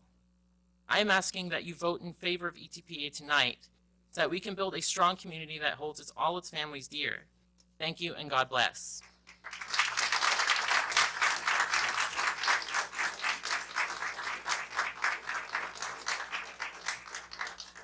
Okay, Alex Beldotti.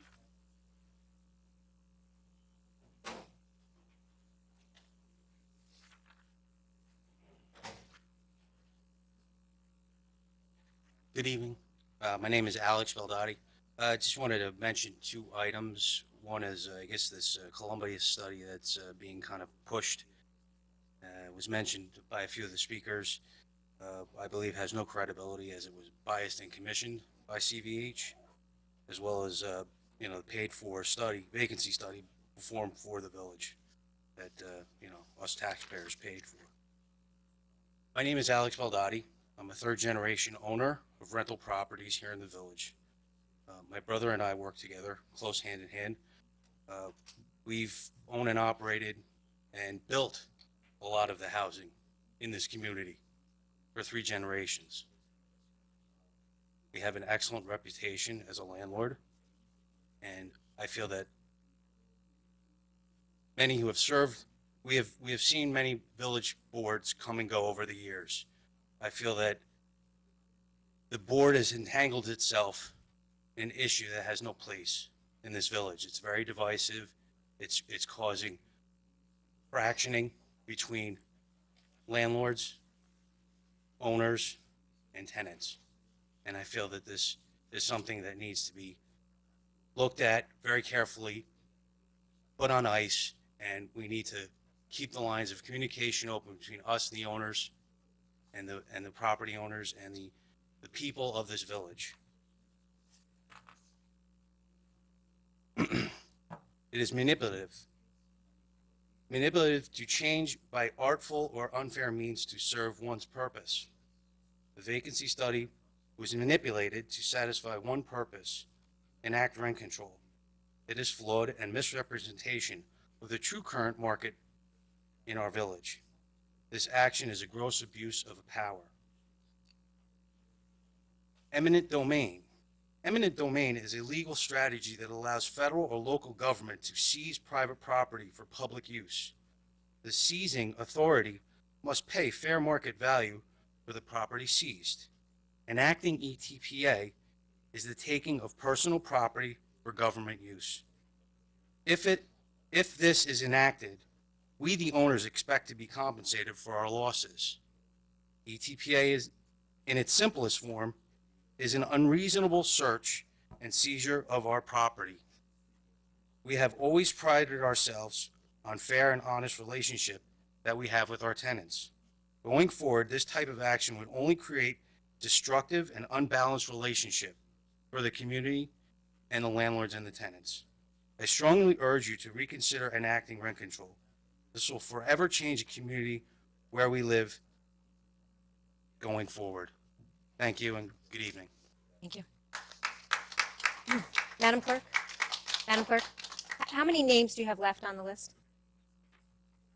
We've heard from 20 people so far, and I'm just wondering if it's 11. 11 left. Can we take like just a 3-minute break and come back, because I want to be able to be focused and listening, and I know that there's still at least a third of the people that have wanted to speak are going to speak on this. So really, please don't get up and mill around too much and make a big noise, but just give us a couple of minutes break. I'm looking for somebody coming down the middle. Thank you, everyone, for finding your seats.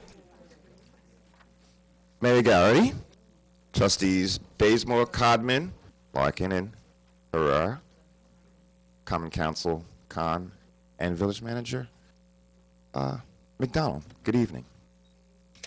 Thank you for having us to have this moment and speak to you regarding this really, really important issue. For those of you that don't know, I'm Reginald Reggie Bush, and I'm a 4th-generation Bush here in Ossining. Back in 2007, I became the chairman of the board for Interfaith Council for Action. And of course, for several years did that. But one of the things back in 2007 that we started was conversation with the village board and 3 past mayors about affordability and housing here in Ossining.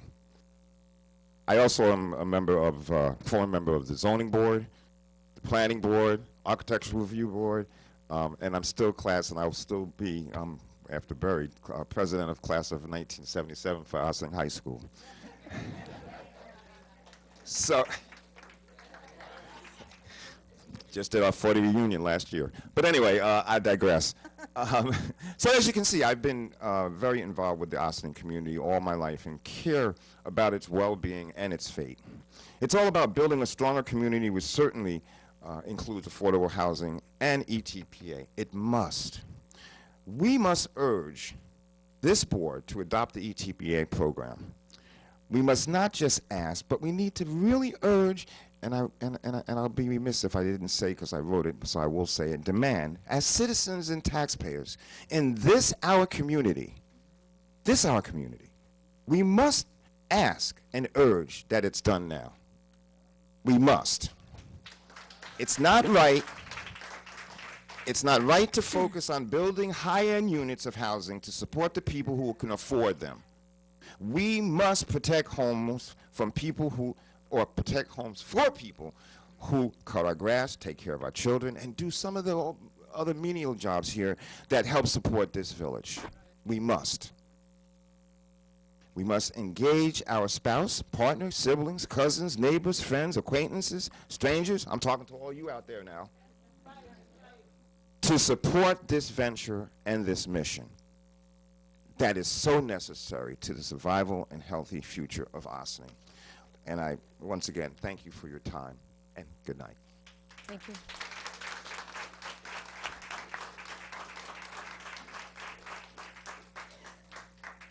Okay, Melvin Tansman.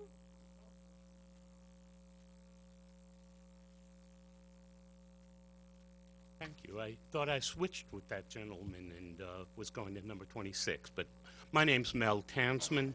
I'm the executive director of Westchester Disabled on the Move, which is an independent living center for people with disabilities. It's a non-residential center. I'm also a recently appointed member of Westchester County's Housing Opportunities Commission.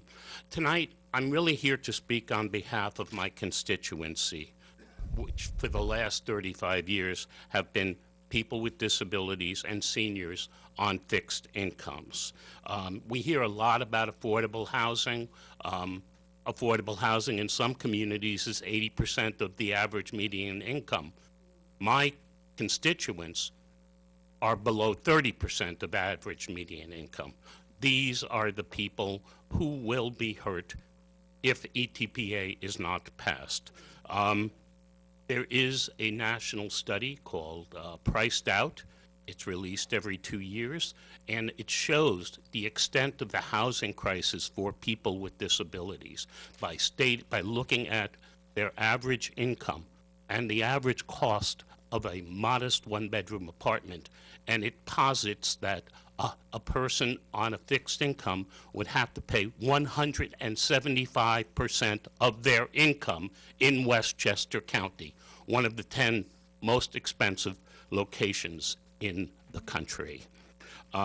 So obviously Westchester Disabled on the Move, and I personally strongly support the passage and the adoption of the ETPA in the village of Ossining. I've heard some things tonight. We've heard about the imposition of the state rules on the locality.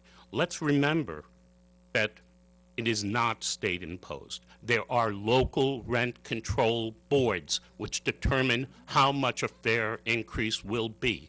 Those boards are made up of landlords, tenants, and neutral community members. So this is not being imposed. This is our community trying to decide what is a reasonable rent increase, okay? I want to also point out, and it was mentioned by another speaker, that a secondary benefit to for passing ETPA is the senior citizen and person with disabilities rent increase exemption. This is not going to cost landlords anything more. It will allow people to stay independent in their communities because their rents will be frozen and landlords will be compensated. These are our most vulnerable citizens. These are the people also who bring diversity to our communities, the wisdom of our seniors, the adaptability of our people with disabilities who 30 years ago would be forced into institutions. I can't tell you how many of my consumers come to me saying, if my landlord raises my rent, I'm going to be homeless, and being homeless for me is going to be sending me to a nursing home. That is just not acceptable, and I know that the village of Ossining cares more about its residents, all of its residents, including those on fixed incomes and those who are working people and only making maybe minimum wage. Really, landlords, we heard about special interest groups by a landlord today, and I'm sorry, I think a landlord is a special interest group. And I want to remind everybody that a diverse community is a very vibrant community. Thank you. Thank you.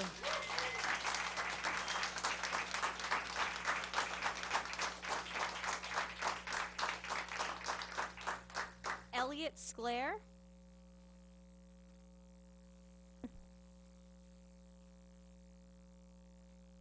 Good evening. My name is Elliot Sklar, actually. I'm the Columbia professor that everybody has been talking about.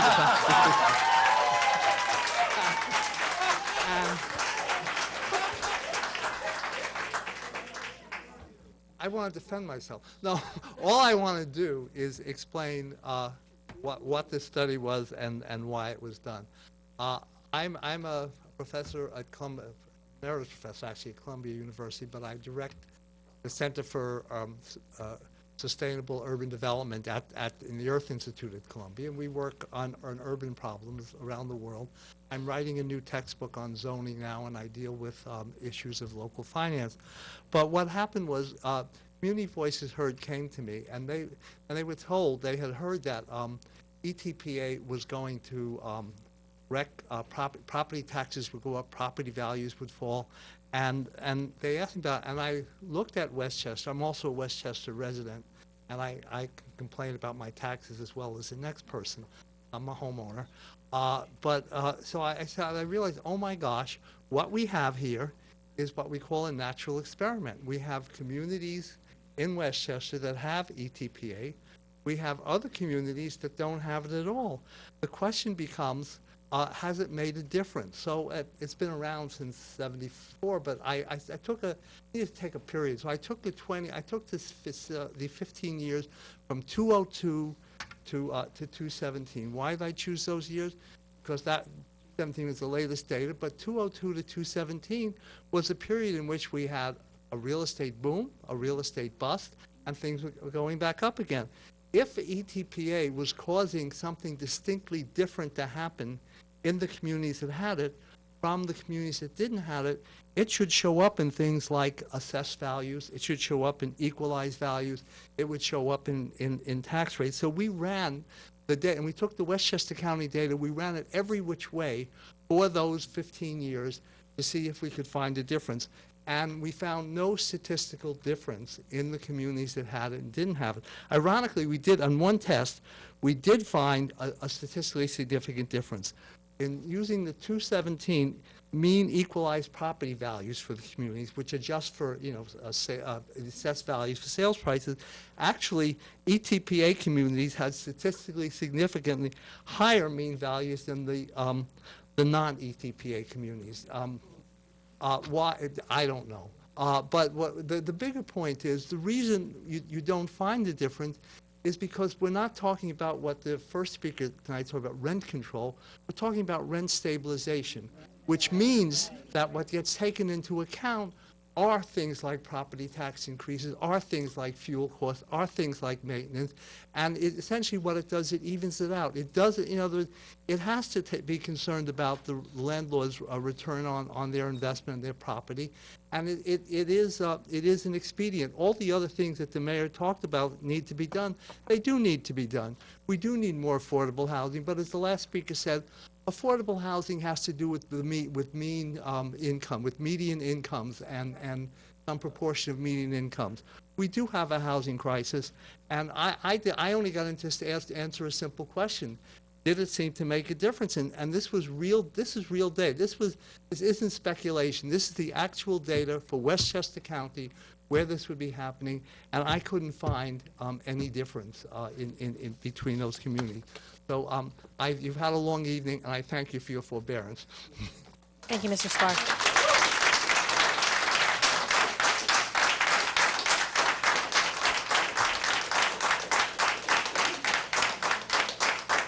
Okay, Marcelo Ippoliti. Hi, good evening. I've been a resident of Ossining for 40 years. I've seen many phases of Ossining, and I can tell you that what I've seen recently in the downtown area, I like. And that begs the question as to why Ossining wants to get into the rental business. If you do adopt ETPA, it's going to force revaluation of the properties. It's going to force those taxes onto homeowners. And I'll ask you, as a landlord and a homeowner, where's the relief for the homeowner? If I am a homeowner, senior citizen on a fixed income, right? Are you going to cap my taxes because I can't afford it? I don't think so. So it's hard for me to stand here and say, hey, how is this just? It's not. And people speak about helping the Ossining residents. Well, homeowners are Ossining residents too, not just the tenants. Again, I have properties that I've rented for many, many years, comes from my family. This ETPA is not going to affect my properties. But I could tell you that I have tenants that are there 10, 12 years. I don't increase the rent every year. They're great tenants, great families. They pay on time, they take care of the property. And that's what I feel a lot of landlords in Ossining do. We've said a lot, not all. Can I speak? A lot of Ossining landlords do that. You've heard folks that come up here that have 100+ units that are saying that, hey, we are below market value for those reasons. These properties need attention. And if now you're going to cap the amount of income that I can produce for those properties, how am I going to address those issues? Things cost money. You call a tree guy and it's a couple of thousands just to take a tree, if he comes. So I urge the village to really consider working with the landlords, working with the tenants. Come up with a solution. But adopting and having the state run our apartments, I don't think is the right solution. What the board needs to do is really focus their attention on bringing businesses to town, right? We're only going to flourish if we have businesses to offer services. We want tenants to stay. We have a lot of vacant storefronts. So let's focus the attention on the storefronts, on the mom and pop coffee shop that's doing very well on Main Street, on more restaurants. Bring them into town, and you'll have more people. That will create more revenue for the village. That will help all of us, tenants, landlords, homeowners, school district, library, everyone. So it's not, let's take it from Peter to pay Paul. Let's find a solution for all of us to do well. Thank you for your time. Thank you. Okay, Joe Perillo.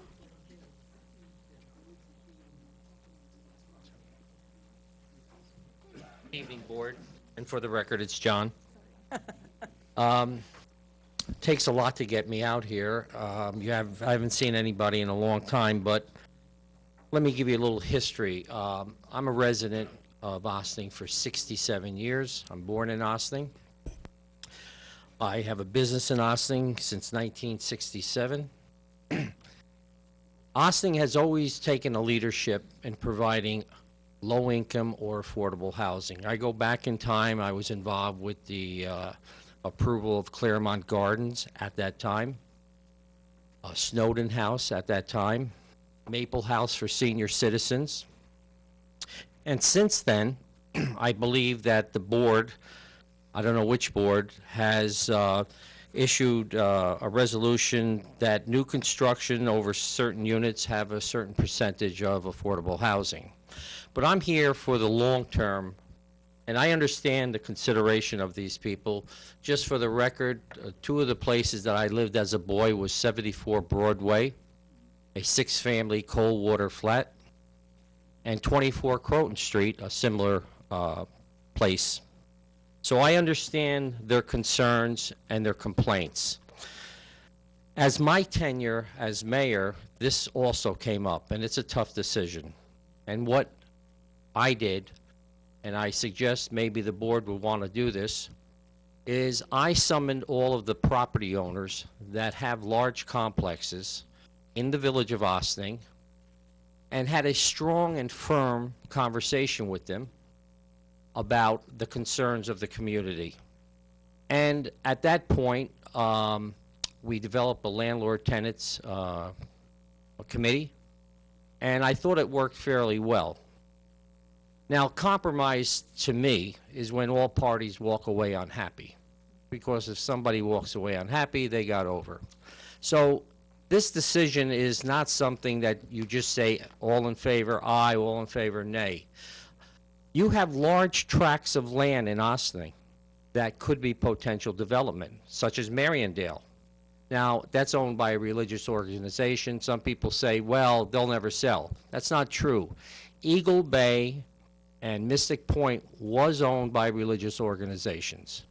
I think you need to get people together like Ginsberg Development and ask them, would they have built Harbor Square under the ETPA?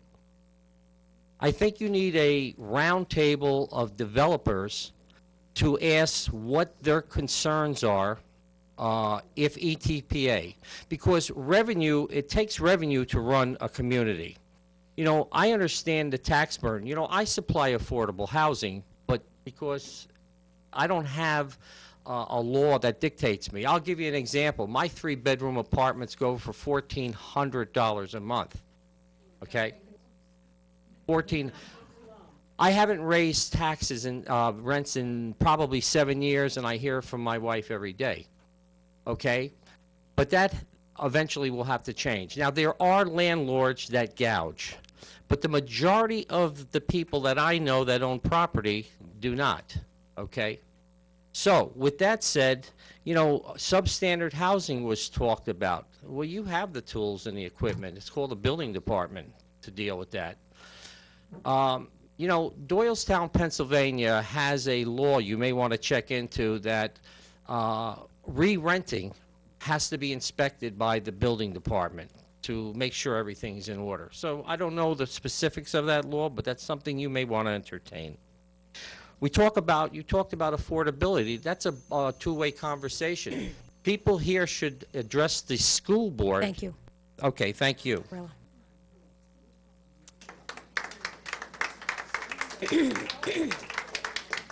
Stephen Dewey.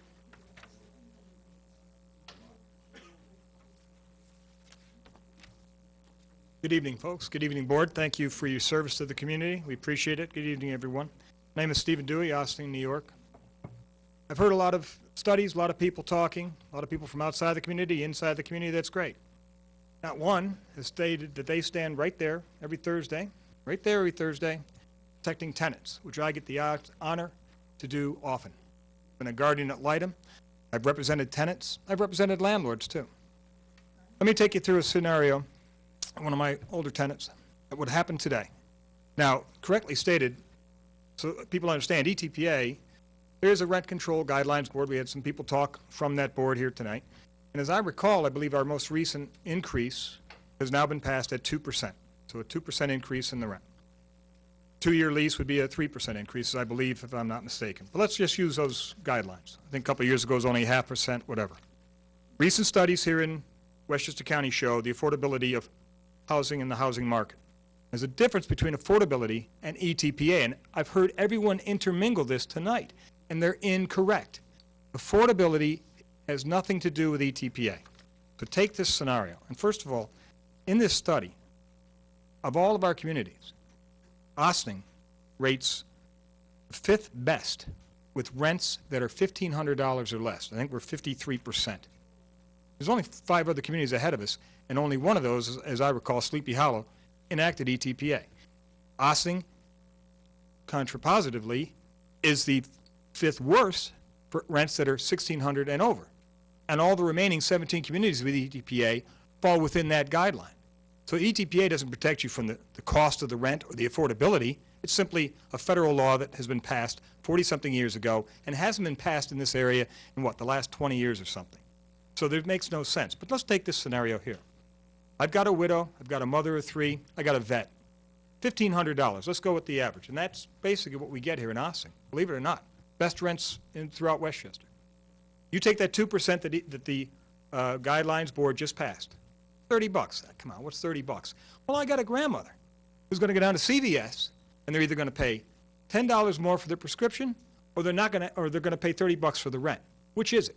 I got a mother of 3. What did she just do this week? I got money for the school books. I got the pens. I got the kids getting off to school. I got lunches.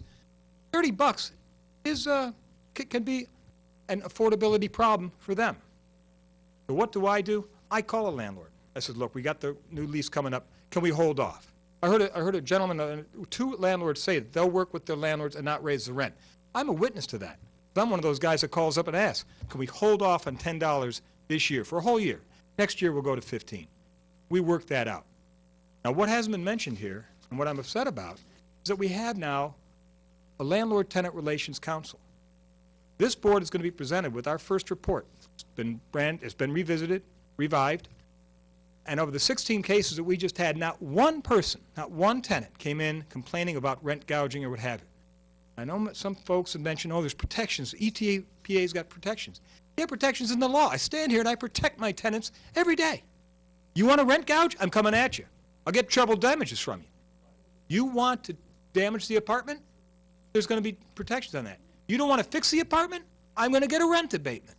I've got all the protections in the world. I don't want the federal government coming in and telling my tenants what they get. I don't want, which no one has told them. You've told them? You got a problem? You're going out to Queens. There's no office here. You're going out to Queens. You have a problem in Ossining right now? You got the Landlord-Tenant Relations Council right in front of you, right there on 16 Croton. Utilize them. I asked this board to withhold on their vote a second. Let's utilize, wait for our report that we come to you next week. We can always revisit this again, and I thank you for your time. Thank you.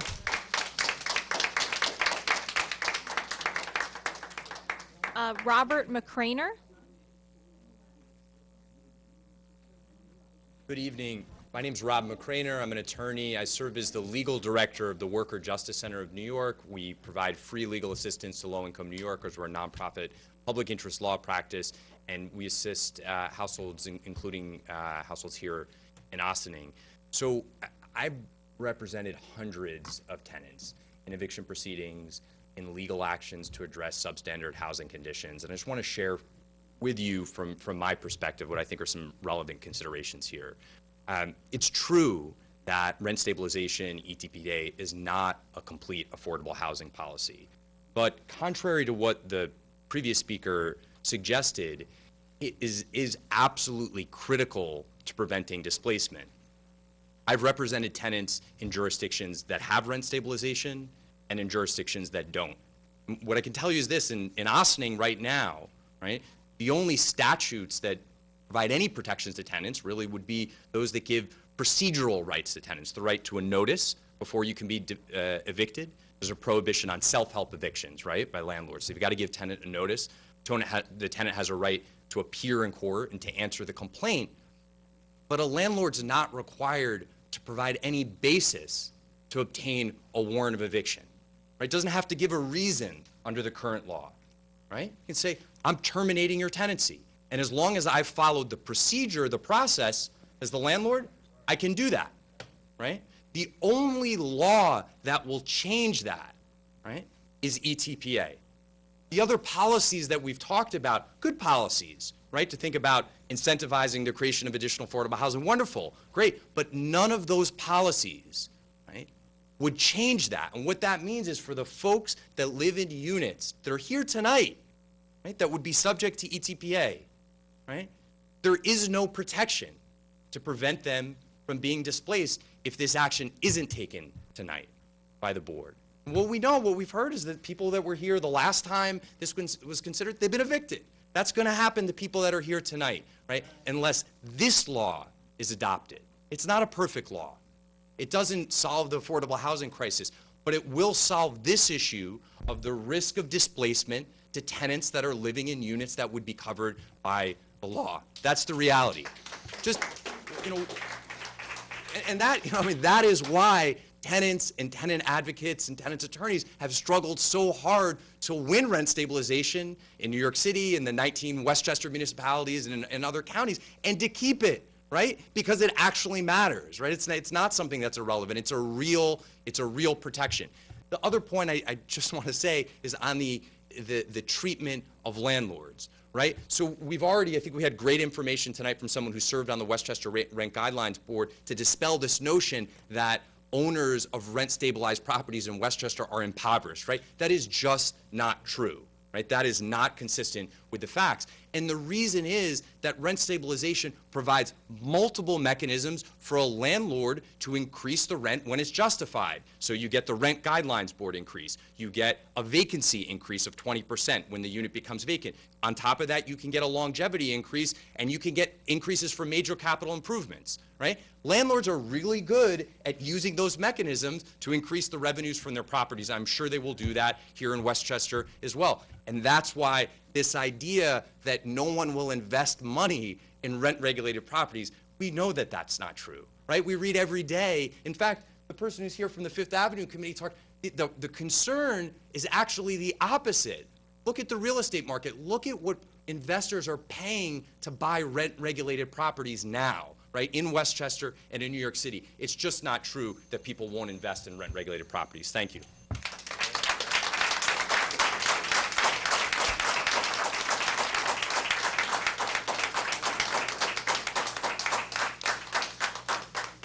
Sheila Vereen Massengal.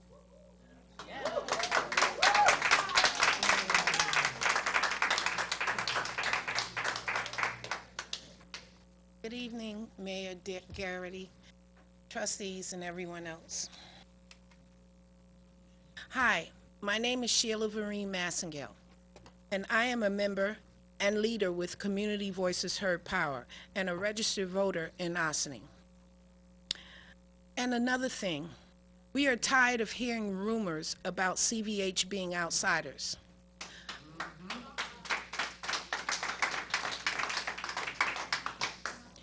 I am CVH, and I am a resident of Ossining. And so are the 500 people who signed our petition, which I will give you tonight. In all fairness, residents in this community and all across the state shouldn't have to worry if they have a place to call home tomorrow. Children should not have to worry if they have a home to come to after school is out, and no resident should be afraid to speak out about anything in their home. I know, because I experienced what it's like to speak out while living in a building not protected by ETPA. My former landlord targeted my family and I because of my advocacy for ETPA. He first refused to renew my lease and admitted to the mayor that he was trying to get rid of me because I was fighting for ETPA. Ultimately, I lost my housing because how vulnerable I was in the absence of ETPA, which entitles tenants to a renewed lease. The longer this situation goes on, the more tenants will be put out of their homes. Residents are losing their homes right now. Landlords think that they can make more money on tenants with higher incomes, or they want to get rid of tenants who speak up for themselves. We know that we are on the right side of history. The bottom line for landlords is money. Our values are different. We represent the community who are neglected in the race towards profit. We are clear that the landlords will survive, but some of our families will not. That's why there's no more time to delay. The privileged have come up with studies that call for even more studies before ETPA can be considered. But these studies did not consult us, the tenants, who are in pain. The time for endless studies are over. We must pass ETPA. Thank you.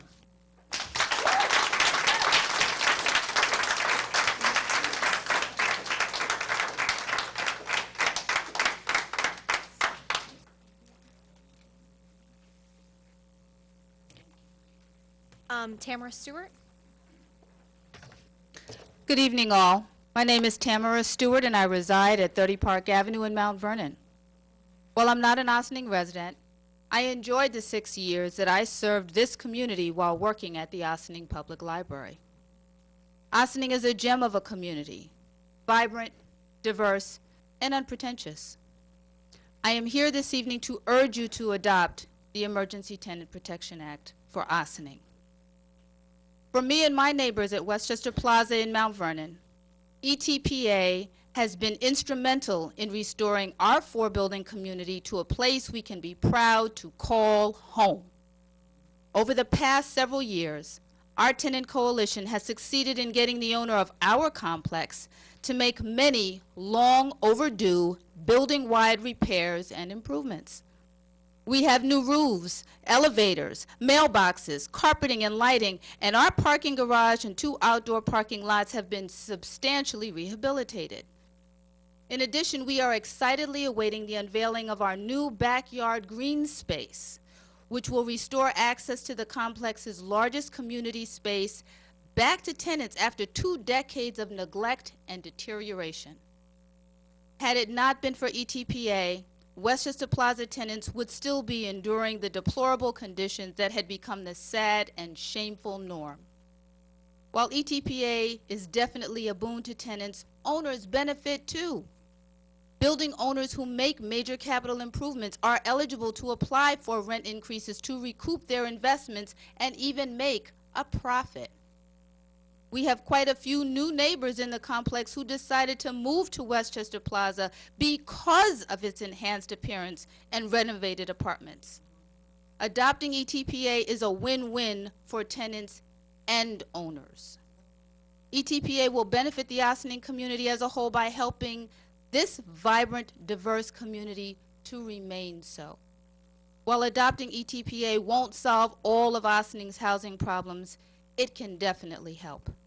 Please, pass ETPA in Ossining. Thank you.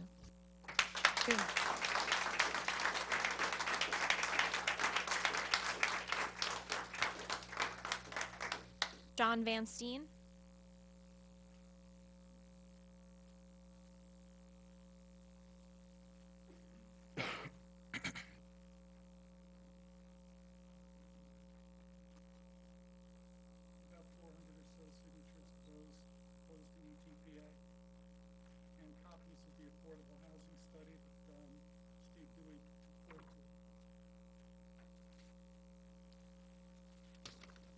My name is John Van Steen. I live at 78 South Highland Avenue. I was stunned. I had no sooner published this latest study that Steve mentioned and that's being passed out to you, Affordable Housing in Ossining 2018, which shows Ossining is one of the most affordable communities in Westchester. When there was a response from a Community Voices Heard proponent, ETPA was never meant to be the solution to affordable housing. Seems some people are very confused about the difference between ETPA and affordable housing. I was stunned and responded the entire justification of the village board promoting ETPA and disregarding the advice of the housing consultants that have been before them is to promote and create affordable housing in Ossining. Well, who is Community Voices Heard? We hear a lot about the big real estate lobby, but we hear very little about Community Voices Heard. Their Form 990 shows them as a $1.5 million operation with $1 million payroll, a number of employees here in Ossining, and $350,000 going toward per year going toward promotional activities. These are all figures that are taken from the financial forms of Community Voices Heard in 2016, their IRS Form 990. On their website, their strategies are to create, develop, participate, and win. They develop community leaders who then participate in the policy-making process and win, but for whom? What's their action plan? With their well-financed organization, they're able to target communities that may be in the midst of some local political turnover. They hover around those new to the political process or around a person trying to oust an incumbent. They offer to potential allies exposure, press releases, and organizational capabilities that are generally well beyond the reach and financial ability of entry-level politicians. And with this alliance, they're able to gain a foothold in a community, and the next objective is control of the local board. But what is CVH actually telling their people?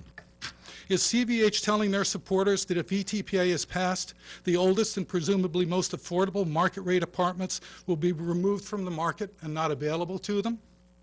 Are they telling their supporters that ETPA provides no affordable housing spaces of any kind?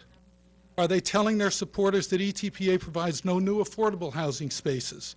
Are they telling their followers that according to ACS data, Ossining currently has more space available than any Westchester community with ETPA? Are they telling their followers that according to ACS data, Ossining rents are already affordable compared to most communities in Westchester, especially with ETPA? Are they telling their followers that unless they are already in one of the units designated for ETPA, that they will have no benefit from the program?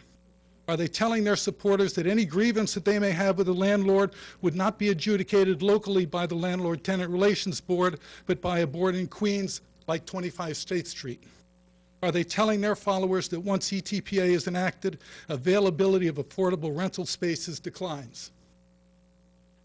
You as a village board, once again, have put yourselves in a difficult position. You want to do the right thing for the community, and in your hearts, you want to be able to help people that have affordable housing needs. You've had a litany of professionals come before you to give you good ideas on good constructive ways to work on affordable housing in Ossining. They have said that ETPA is the last thing that you should try. Listen to the professionals that have given you good advice. Thank you. Thank you.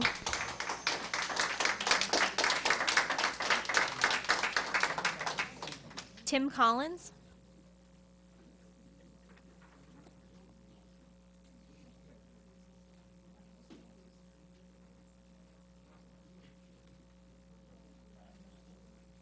Thank you. Thank you to the board, to the mayor, and to all of those who showed up here tonight. For 7 years, I served as the executive director of the New York City Rent Guidelines Board. I've been in practice as a tenant attorney in New York for over 30 years.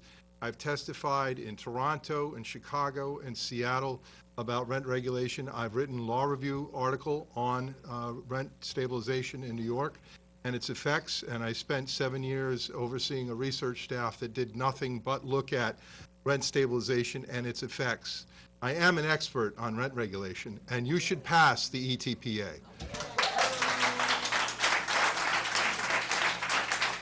You have, putting aside the economists who address abstract questions about the effects of a rent ceiling, not looking at the actual workings of housing markets and actual laws governing rent regulation. A lot of those studies are highly misleading, and they have been addressed by other economists who say, look at the laws, look at what they allow, and you'll find that these are not simply rent ceilings. You have the longest experience in rent regulation in American history within 20 miles of here in the city of New York. New York's two largest housing booms occurred in the 1920s and from 1947 until 1966, both times when strict rent controls were in effect. With regard to maintenance, New York City has a housing and vacancy survey that takes place every 3 years. It is a detailed survey about many things, including incomes and also conditions in housing. After over 40 years of these surveys, the New York City housing stock, its stabilized stock, has never been in better shape.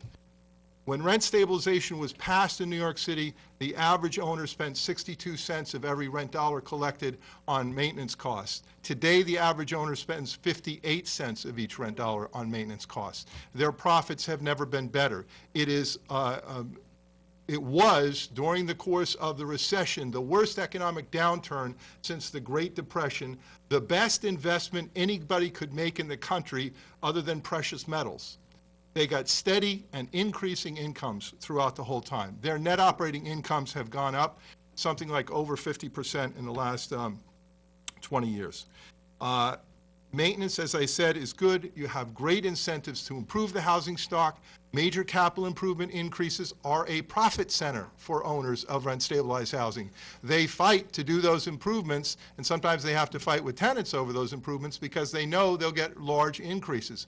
That's why New York is highly efficient in terms of things like new boilers, thermopane windows, and so on. The system directs owners into making those investments. It doesn't raise taxes. It's common sense that the village is going to control its tax base and its tax bills. Does it shift taxes? Possibly. Possibly. It may be that because rents are not going to go up as fast in ETPA-covered buildings, that you'll have to look elsewhere for revenues. But think about what you're doing by leaving the status quo. When those rents go up, for those relatively low-income housings, and the CCCE report says it's between $30,000 and $50,000 in those households, who is paying those property taxes? It's not the landlord, it's the tenants.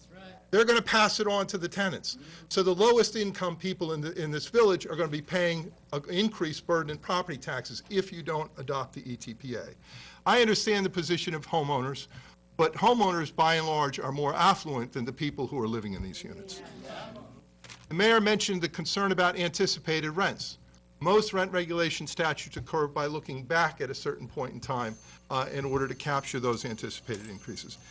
I will just close with this. Any one of the landlord advocates who is here who wants to debate me on the specifics of any aspect of ETPA is welcome at any time. I'll meet here at 3 o'clock in the morning. Thank you, Mr. Collins.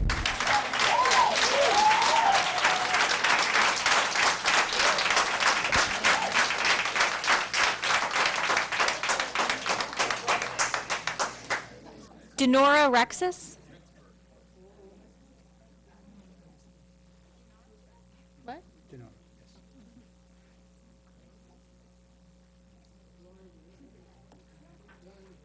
evening, Mayor. Good evening, authorities of Austin. I'm here to represent my neighbor, Dinora Reyes. She put on her notes, I'm a voter, a taxpayer, a mother, and I live in one of the 6-unit buildings that could be protected by Emergency Tenant Protection Act. My family and I live in Austin for 4 years. We love this community. My 2 daughters attend the Austin Public School. My husband and I fear that we'll be pushed out of the community that we call home. We live in a month-to-month leases in my building, leaving us vulnerable to getting kicked out for the landlords. In the past 3 years, the rent has gone up about 200, sometimes 101 punch. I can tell when the landlord is about to increase the rent because he starts to make little cheap fixes around the property. He has recently started to do some of that again, and I'm afraid yet another large rent increase. These increases are the lack of protection from eviction that already pushed out several of my good neighbors. My husband and I work hard. I'm a home health aide, caring for elderly. He works for a catering company. But while the rent grows increasingly higher, our income do not. We fear that we may be the next to be pushed out. The Emergency Tenant Protection Act will provide us with a peace of mind that our families and all over the 1,200 other families will have a 1 or 2 year lease, and our rent increases will be reasonable. It will provide us with a peace of mind that we make a complaint about the lack of heat during the winter, and we won't be labeled as a bad tenant, and we have a lease terminated. In our fight for emergency tenant protection, we seek to unite the community around to share as a shared set value. The value of stability, dignity, safety for all residents in our village.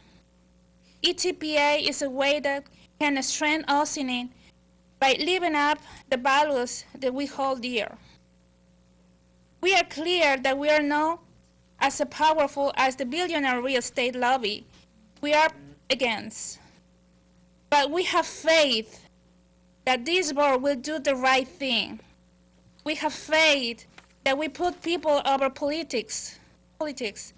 We have faith that you will listen to our cry for action, that you will pass the Emergency Tenant Protection Act tonight. Thank you.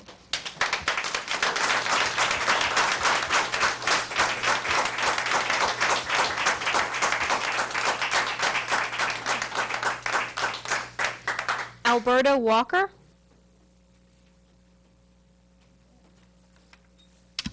Good evening, everyone. Good evening. My name is Alberta Walker. I'm a member of Community Voices Heard Power, and I am a tenant in one of the buildings that would be protected under the Emergency Tenant Protection Act.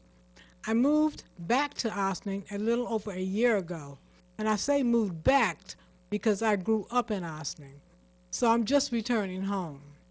My family has lived in Austin for 3 generations, and they still live here today. As a resident of Austin, I'm a taxpayer and a registered voter. I come to you tonight in great support of the Emergency Tenant Protection Act. As a senior citizen and being on a fixed income, ETPA will make it possible for me to have a stable and secure place to call home. Austin offers very limited housing options for people like me. That is paying approximately a third of my income in rent. If my rent were to increase much higher than it is now, I would be forced to leave Ossining, the community that I love. We need to preserve affordable housing for those of us who have made our homes here, for those who have children that attend the Ossining school system and have all their friends here. There's no time to waste in making this decision, as families are being evicted and displaced as we speak. The stakes are high for us, so I ask that you would please focus on people tonight and not on politics, and vote yes on the Emergency Tenant Protection Act. Please preserve a place for us in this community. Thank you.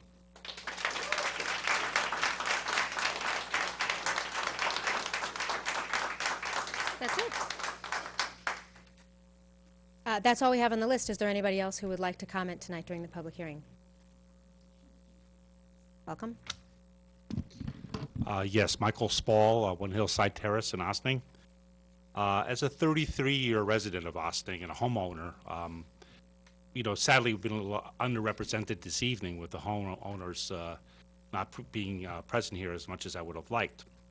A little story here. I was in the same room about a month or so ago here because my daughter got a stop sign ticket waiting for the traffic court. And I went through 2 hours of tenant-landlord court with the judge, sitting where the mayor is sitting right now. What struck me about that was it was sort of like, QVC, let's make a deal, easy pay. I didn't see one person who was behind on their rent for many, many months. And some of them beyond even that. They were all offered deals. Let's say, pay $200 next week, $300 a couple weeks later, things of that sort. None of them were evicted.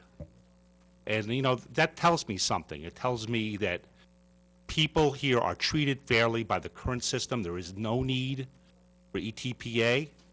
I think that costs will ultimately be passed on in my tax bill as a homeowner. There's no such thing as a free lunch. If people are not paying their taxes, assessments go down. The bottom line is that people have to pay. And who's going to pay that? People that own homes. Thank you. Thank you.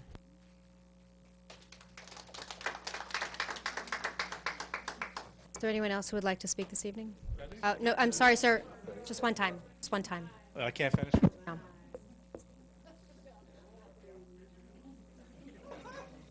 Is there anybody else who would like to speak tonight?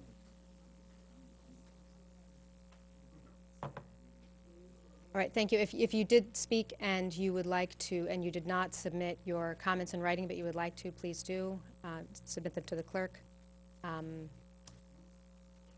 So then we need to have a motion to either, oh, absolutely. Would anybody else on the board like to comment at this time?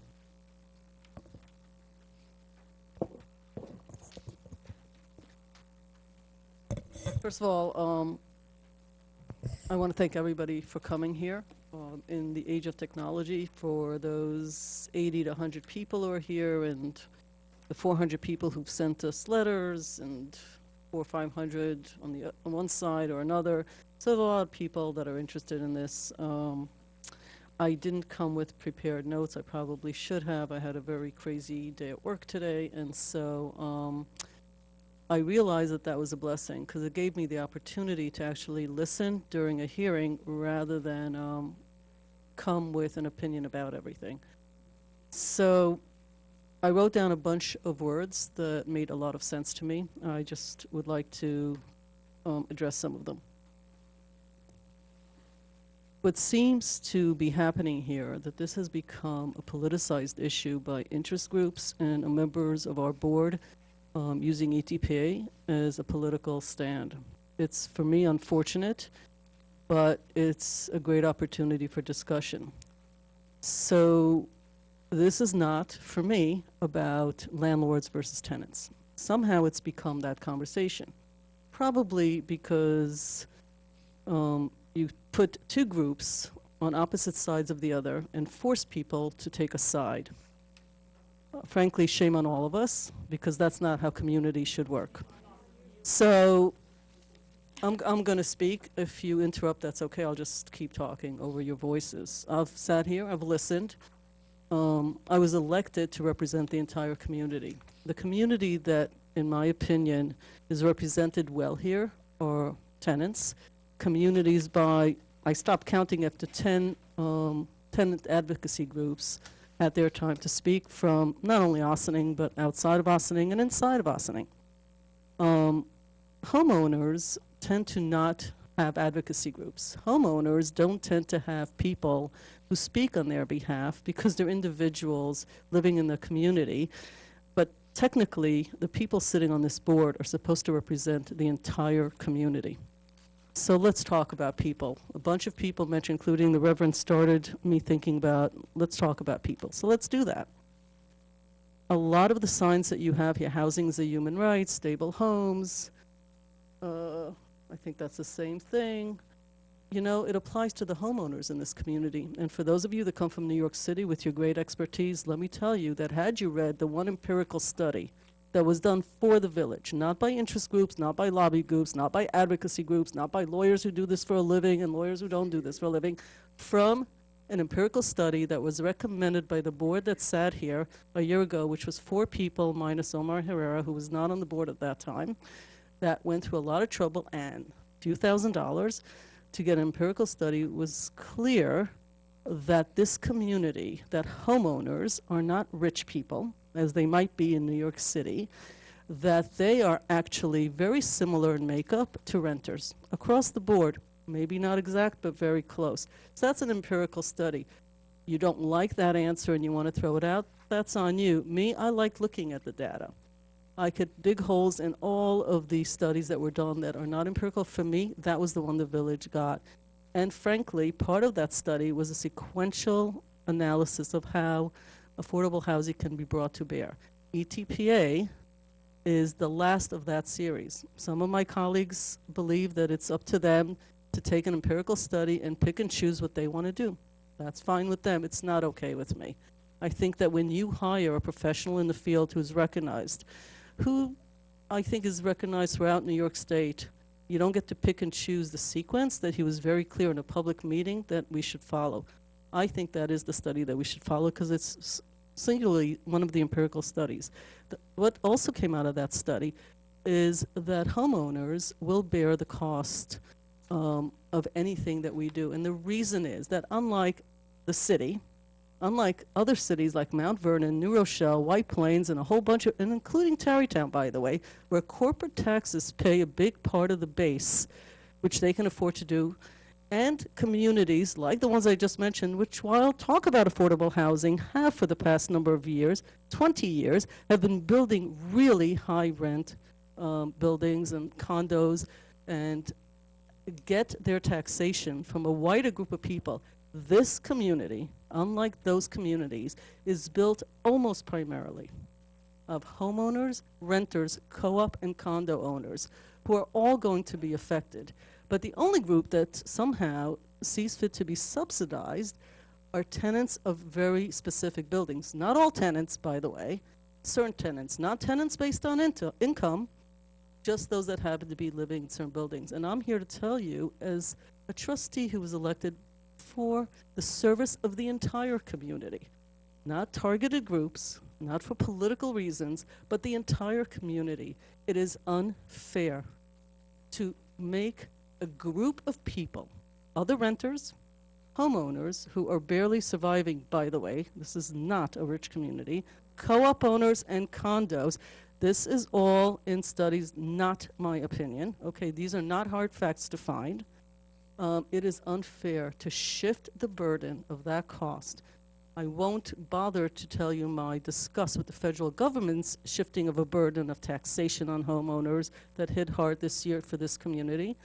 But you all that live in this community, not the people that came in recently, but you all that live here, know that many of our homeowners are also people that are struggling to make sense of how to support themselves And all of these things that you want for tenants, exactly those signs speak to me of exactly the congregants that go to the churches and all of the members of our community. I think it is unfair to shift that cost not only one time, but every single year.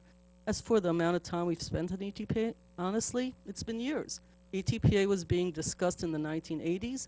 Virtually every board that has looked at it did not want to bring it to the foreground because as elected officials who represent the entire community, they actually didn't see it as a fair piece of legislation. We're not the only board. We're the only board that have brought it this far along because I think it's worth looking at. Personal journey for me is that when I started on this, I thought it looked great. I thought it would produce affordable housing. It doesn't produce one new element of affordable housing to people who are coming into this community or people that live here. It stabilizes for those people that live in those particular units, but it shifts the cost of those units.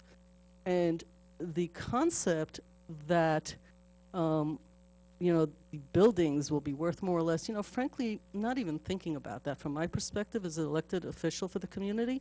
Whether a landlord makes more money or less money, I may represent them, but honestly, that's not what's been my focus. My focus is what is happening to half of the population in this community who will bear the burden year after year of having to make up for the increased cost of police, the increased cost of cost of living, that rental number that's used both in New York City, which by the way is being debated up and down, is not even matching the cost of living increase, okay? It is not a reasonable rate. And for me, as a representative for the entire community, and by the way, including co-op and condo owners, everyone will have to subsidize this stabilization. Do I think that this is the right answer at this point in time? I can't support it. I think it's unconscionable for an elected official to support it. I don't think it's a fair, reasonable attempt to pass costs to other tenants. I don't think it's fair to do this to people who own homes and condos and co-ops. I won't discuss the study. I think you've all gone through that. New York City is actually taking down all of these rent stabilization elements. I don't know why we would actually use them as an example, given what's been in the news all summer long about the housing department in New York City. Excuse me. The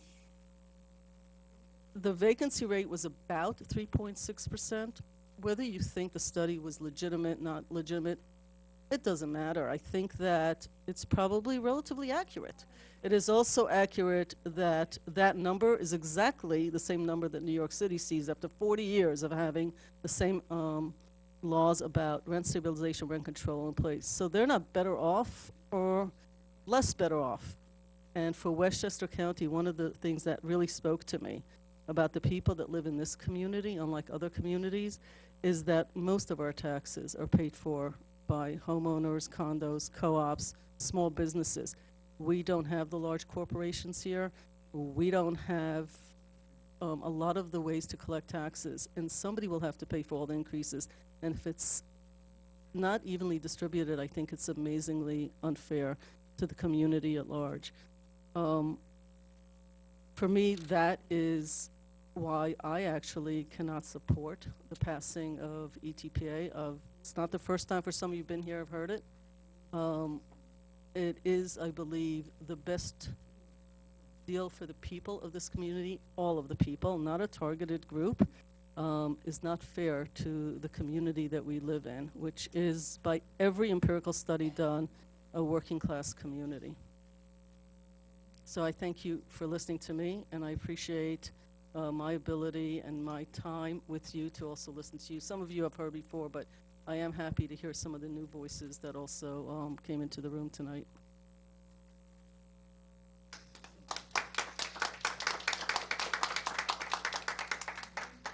Trustee Herrera, did you want to speak? Sure. Good evening, everyone. Thank you for taking the time to be here tonight, 10:26. Thanks for bearing with us, everyone. So, this has been a long-going process even before I started the board in 2014 and then came back. And I do have to clarify some items and refresh your memory on decisions that have taken on this pulpit the past 4 to 5 years regarding ETPA, because they have been decisions. There's a reason why we're here for the second time again, and why you had to pay for it again.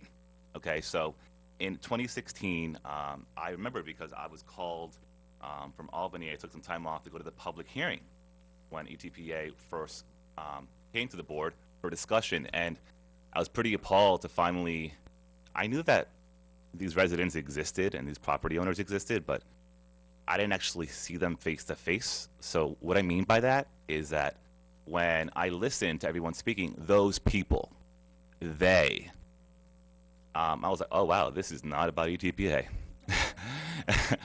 It was clearly about a separate issue, and that was right even before I came on the board.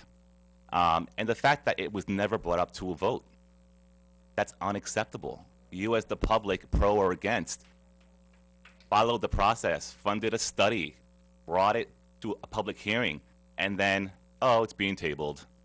How convenient. So moving forward, I think what's important to know is that stability can't wait. And what you've heard is that when I was asked about ETPA, there was a big push yesterday, I don't know by whom, for people to come to my home, email me, text me, etc., to change Omar's mind on possibly considering ETPA. And the big difference was, and I agree, Omar, you think that people have the right to stay here and we don't. That if you can't afford to stay here, you gotta go. And that's where I just say I disagree. And as an elected official, it's my role to make sure that the current people that elected me are able to stay in the community they're currently in.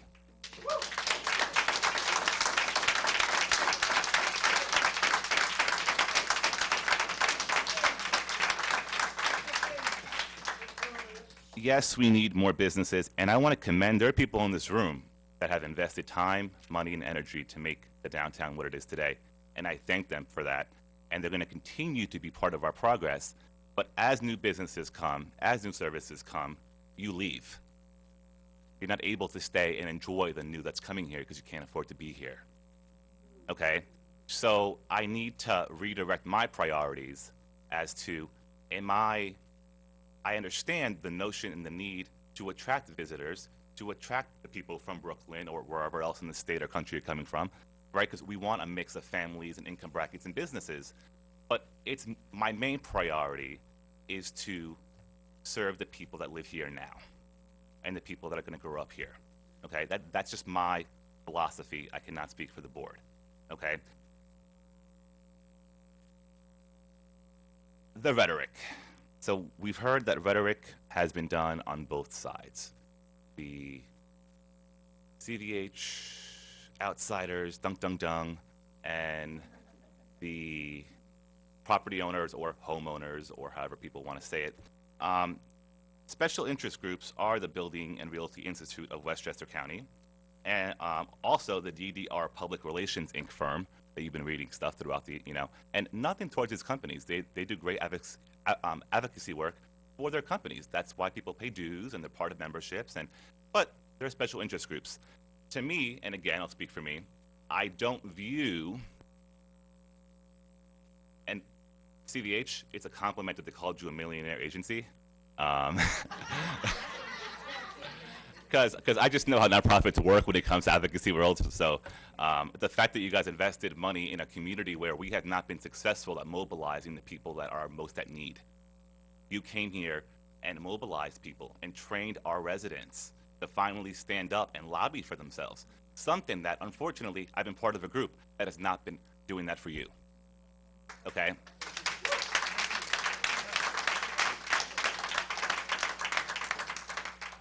So if anything, I want more experience and mobilized and resourceful groups to help the village get out of the many issues that we seem not to see or address or discuss for years to come.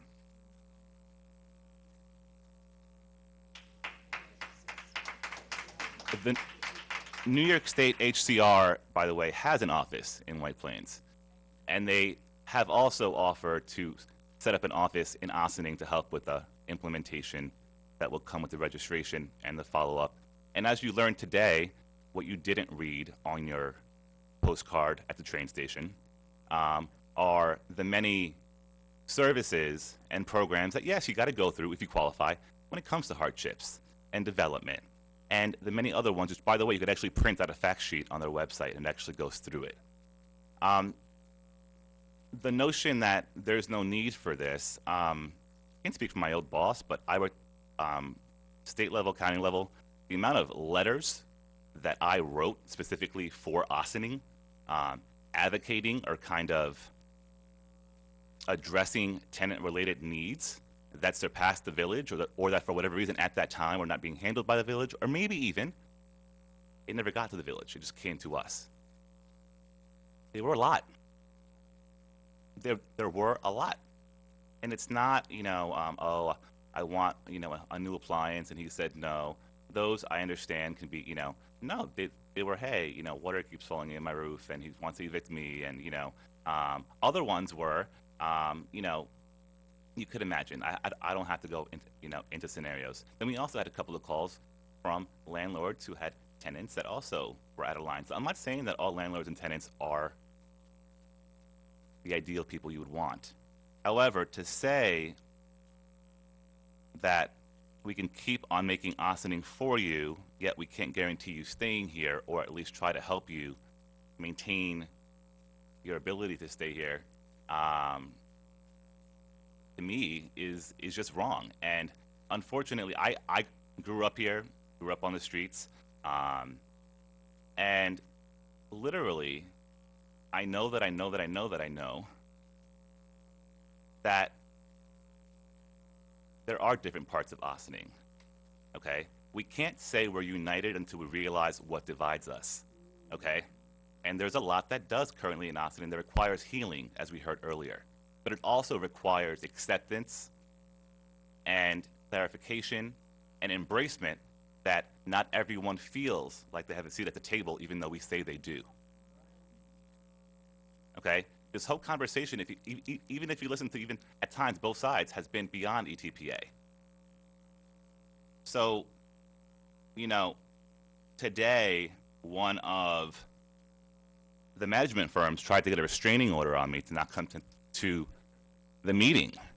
And I'm sure tomorrow, with help from allies, you know, anywhere in this room or those that are watching, we'll probably, you know, try to come for me going forward, and anyone else who supports this. That should tell you a lot right there. The notion that taxpayers are not renters is ridiculous.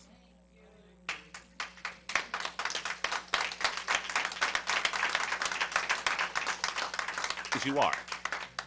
And anytime I hear that if you're not a taxpayer, in a way, your rights should be different or diminished, or in a way, create a class system if you're a taxpayer or a homeowner, or it's pretty dangerous to me. You do not have to agree with me. That is totally fine. You also do not have to re-elect me this year or next year. That's totally fine too.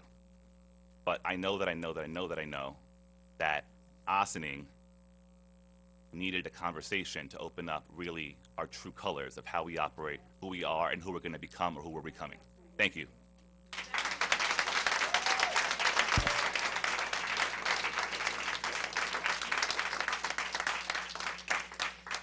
Trustees Codman or Basemore, would you like to comment?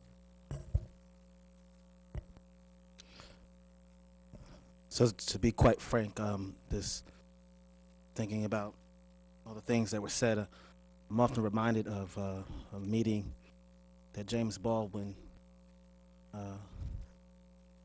and Lorraine Hansberry had with RFK during the Civil Rights Movement.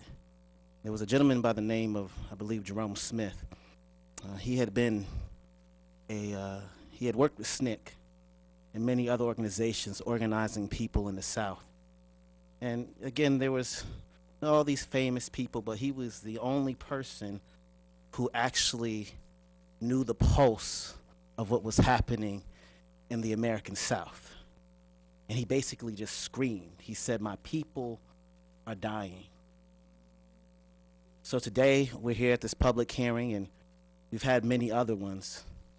And we've heard a lot of rhetoric, and people have seemed to made their decisions. But my question, and I guess people's question here is, will the witness actually be respected? People have come year after year. People have stood here with testimony. And the question is, are you actually listening to what's being said?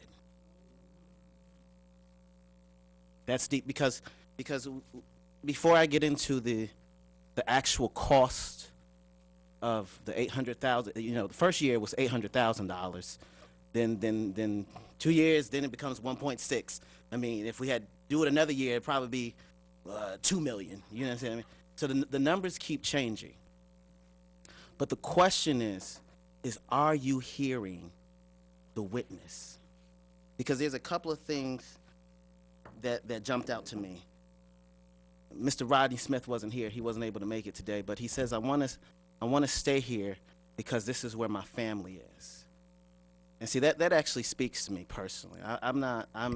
I'm third, fourth, fifth, however many generations we want to think about Ossining. My family's been here. My aunt and my great aunt and uncle, they own homes. So any notion that I would even consider a policy, and they're in a fixed income, and these aren't rich people. My aunt was a CNA, and if it wasn't for having a union or $11.99, they probably wouldn't be able to afford what they could afford. This village board right here, or at least the previous board before, honored a man by Bobby Williams who was a custodian. These are not rich people. So what I'm saying is that when we're elected, we have to make decisions for the whole community. So there's no point where I'm here that I'm not thinking about the Alice Scotts who own homes, the people who are nurses who own homes. This is not about that. This is about, are you hearing the witness? People have actually been evicted for speaking up for themselves. And yet, every time we have to come back to the same story. Do you hear the witness? Do you hear the voices?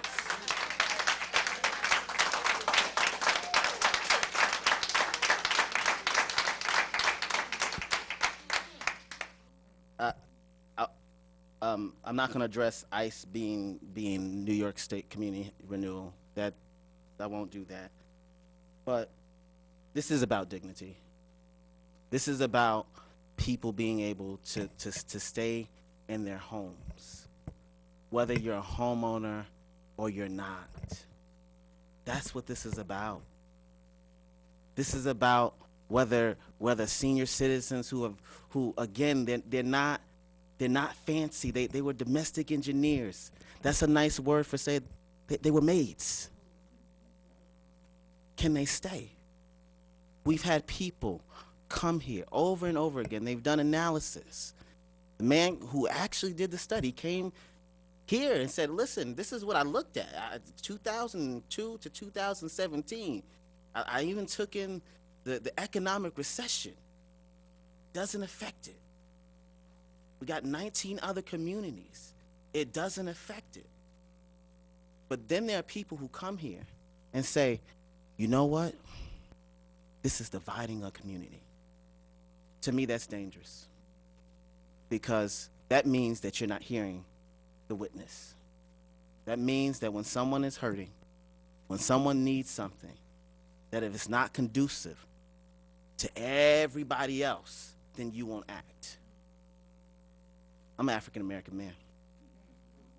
Listen, if I had to wait, and if we had to wait for it to suit the majority, we wouldn't be here.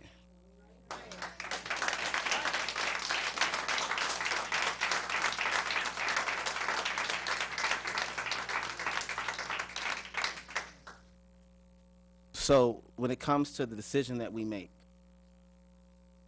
we've had a lot of information today. And there are definitely some serious concerns that landlords have about profitability and getting rid of a tenant.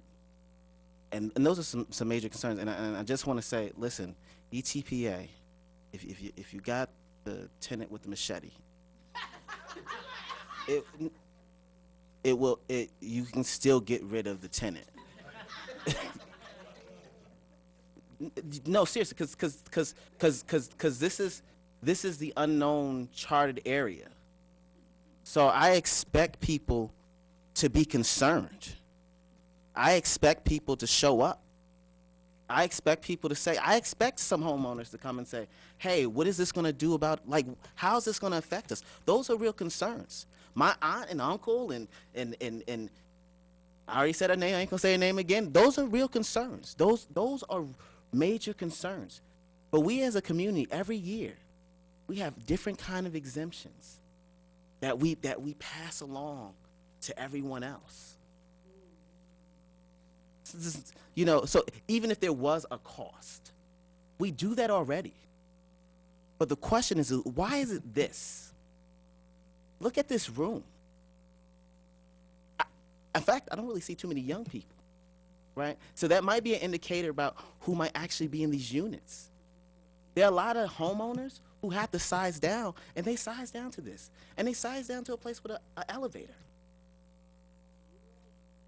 You know, so this is not to divide the community, but this is about when there's an issue, will you stand and do something? The last time, I remember the last time, I remember the last time I was, you know, I was emailing, and I remembered my concern was people who were testifying. You know, I made an analogy that it was a shot clock. That it was a shot clock, that if we weren't acting, we were putting people at risk. This is why I'm glad people came, but if we as a legislative body, if we can't act, then is it safe to witness? Why keep coming out saying something? This is not Play-Doh. This is real lives. Someone was here today. Someone's name was said today. We're on camera. They could be like, oh, who evicted. Then what? This is not a game. And Ossining in itself, we're no different than many areas in this country. This is not about who's a good landlord or a bad landlord. This is not about who we know, who we don't know. It's about who we don't know. It's about capitalism. It's about, if you go and you look at the legislation when it was actually created, it talked about an emergency. It talked about instability in New York State. If anyone thinks that the legislators actually took this thing lightly, this is the idea of actually saying, you know what? We're going to pay close attention. This is private property we're talking about. But when we see that it's below 5%, there's certain issues that are happening. So I don't think the state took it lightly. And we don't take it lightly. I don't take it lightly. So again, we'll see what happens, but this is really about the witness. And for me, your witness matters. Thank you.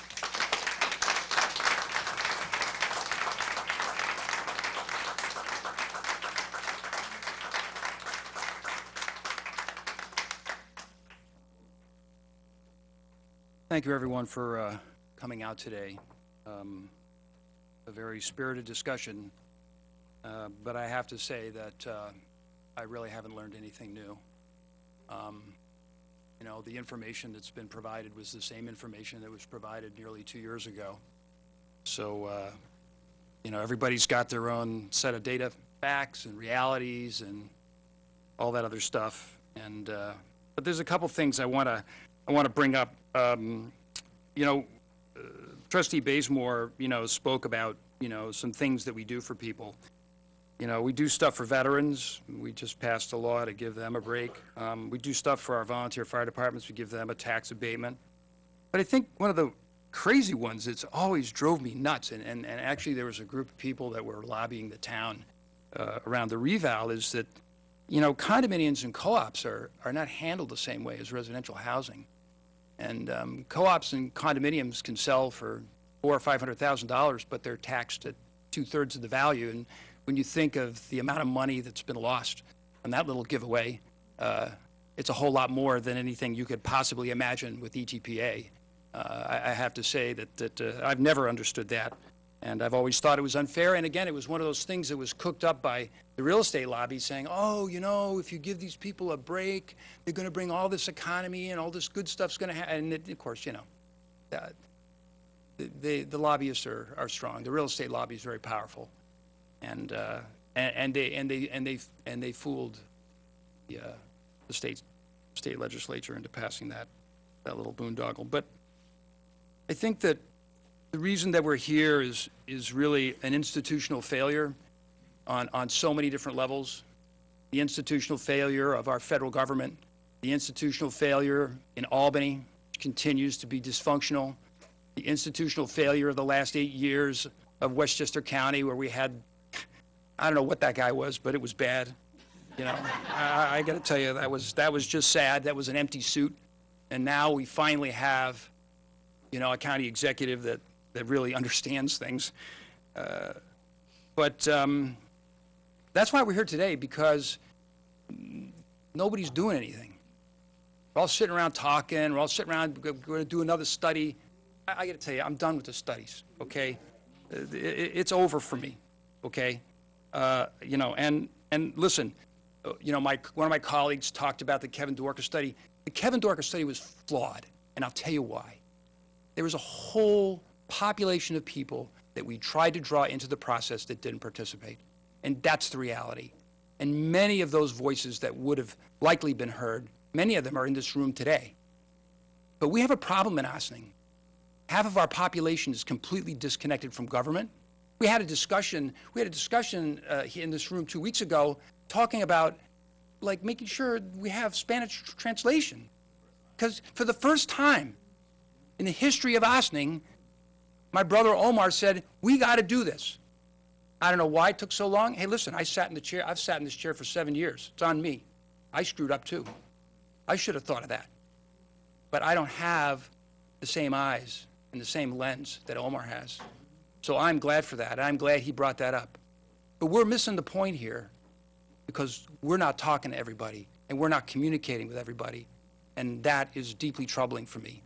And that's the reason I'm not going to serve any longer after the end of this year, because this board needs to change. We need other faces here than somebody like me.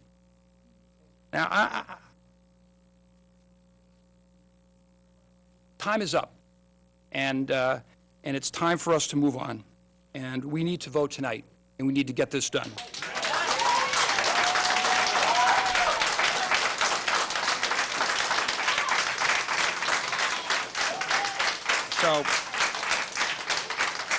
So I would make a motion to close the public hearing, and I would ask that as a follow-up to that we have the attorney read the motion and that we call the question.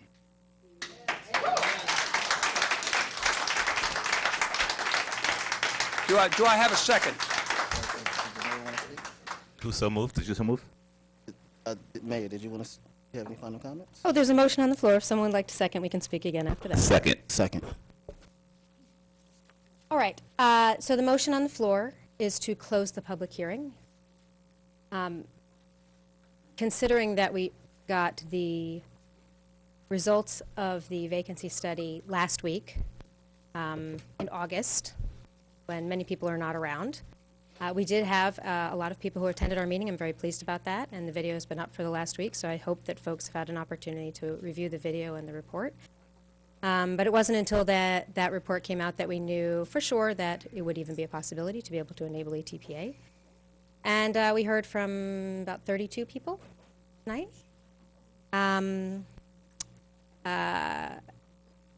It is highly unusual to vote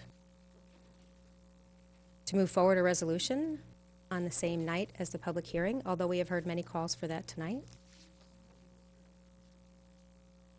In almost every instance, when we have a public hearing, we then either keep it open or close the public hearing on an issue where there is a lot of interest and a lot of community members that would like to speak on it. We almost always leave it open for multiple weeks. So it would be unusual to close this public hearing that has so much interest tonight, first night of the public hearing. But I get the sense of the board that that is likely what is going to be happening in a moment. It is also highly unusual to then consider moving forward with a resolution that we've just had the public hearing for on that same night. In fact, according to Corporation Counsel, from what he can see, we've only done that once, and it was on something that was more operational and procedural, perhaps time-sensitive, not something of this magnitude.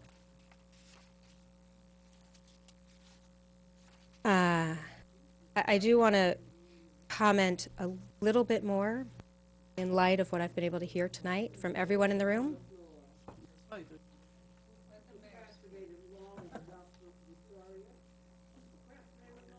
Excuse me, ma'am. Quiet.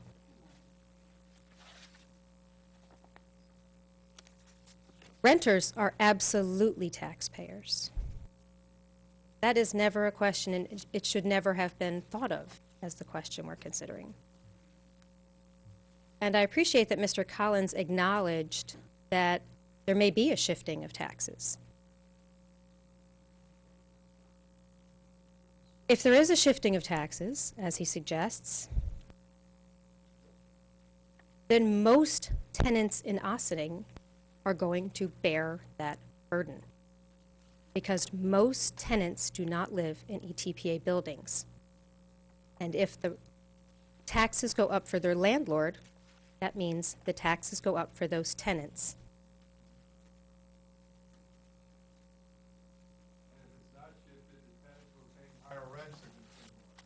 And the tenants, please, we've had the public hearing already.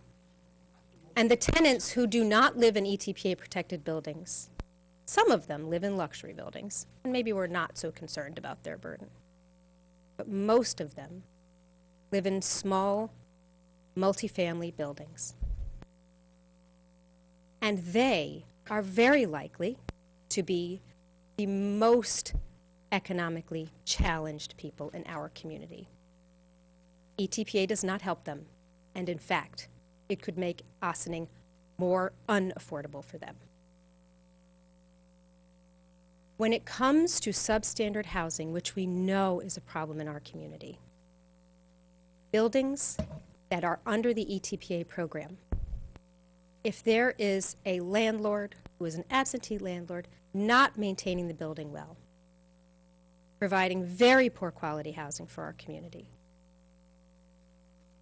there is no chance that someone is going to purchase that building, do a major renovation, and provide high-quality, affordable housing. It is an incredible amount of investment and risk. Excuse me. I am not an expert on this, so I have spoken with experts and listened to experts. That is our job. We listen to the affordable housing experts. If there is the building on Ann Street where we cut the ribbon last year, if that had been under ETPA 3 years ago, it would still be substandard housing. And the next building in that condition will remain substandard housing if there is ETPA. So, there have been many, many compelling speakers tonight, both on this board and at the podium. There have been some statements that have been perhaps overstated or misstated, for sure, on all sides. From a governance perspective, I think it is unwise to close the public hearing tonight, and I think it is very unwise to move forward with a vote tonight. That said, I can see that I may be in the minority with that opinion tonight. So if others would like to comment, the motion is on the floor. Others are welcome to comment. Please go right ahead. I'm done. Well, I would just say that I do not share your opinion with regards to the rent. things that you're talking about. We've heard plenty of people that are here in Westchester County that are part of DHCR. There's a group in White Plains that does this stuff. We had a very clear picture of what was going on last week with Chuck Lesnick. And the other thing I'll say is that, you know, this debate's been going on for nearly 2 years. This is not anything new. Nothing, as I said it before, my comment, okay? Nothing new has come forward here. I've heard a lot of information. I've processed it for 2 years, okay? This community needs to heal. We need to get beyond this, okay? And we need to protect the people that have put themselves in danger of being evicted by coming to this meeting tonight. And I will not spend another hour, okay, on a study or debating or looking at something. We have vetted this up and down and 6 ways to Sunday. And we're going to vote on this. We're going to vote to close the hearing. And then I'm going to ask that the resolution be read. And I will ask that my fellow colleagues, you know, get it for a vote. And that's what I'm here to do tonight. I am not waiting any longer. And I am sorry that my 2 colleagues, Rika and Mayor Garrity, feel the way that they do. But if anybody expected me not to vote for ETPA, given I'm on the Working Families Party and given my feeling about these things, what are you thinking? What could you be thinking? So I think we have a nice agenda here that we'd like to get through, and I think we should get this passed and get this done so we can get on with the rest of our business tonight.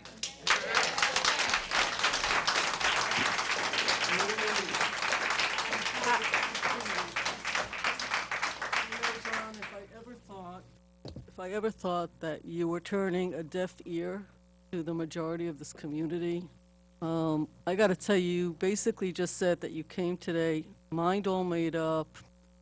You knew everything. You've been saying that for quite a while.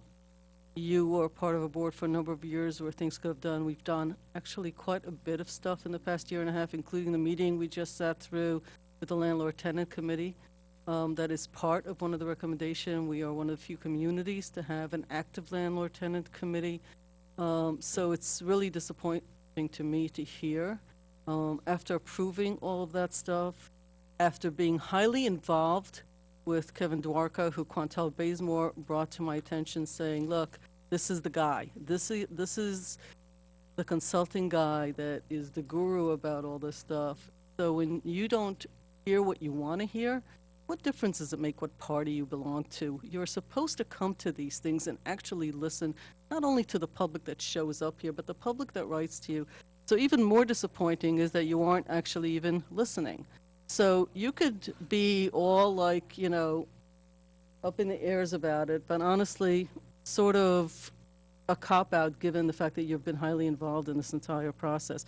I clearly understand how this vote's going to come, but it's a public hearing, and all of this stuff goes for the record. So if everybody's finished speaking, I guess Mr. Kahan? No, I would. Oh, you want to? Yeah. Okay. So, a couple of things is, I just want to be clear, since my name was mentioned. Kevin Dwarka came to Ossining because in order, again, this goes back to witness. People in the community had said that there was an issue. They had came with a group of solutions. But then when people, again, like to go to the quote-unquote experts, and there was a chance to do that, then we bring in the expert, right? And Kevin Dwarka's study is very true. Who's in the room determines the outcome of the study. But I have to make this point of clarification. 2426 Ann Street, had ETPA been implemented years ago, would not have been a substandard building. Yeah, that's not true. That's just not true. So, listen, I know it's election time. I'm not up. And so people can choose whether to be fair weather politicians. That's your choice. But please, please, please understand that if you have a policy that guarantees improvements, then it can't be substandard housing, because tenants are empowered. And if you don't want DHCR in your business, if you're ETPA eligible property, then maintain your property. It's simple. Then no one has to call Queens or White Plains to say this is the issue. So I just want to be clear. You know, we can do study after study, and people can come here, and there definitely have been comments that have been made by some of my colleagues that if I didn't know any better, it was actually written by certain lobby groups. I can actually tell who actually gave them the information. It sounds very familiar, right? But that's okay. But still in all, the hard part for me is that we talk about going to experts, but I guess that means that no matter how many times people come here and say that there's a concern, they'll never be heard. That's what after this whole thing, I'll actually be wrestling with. No further comments.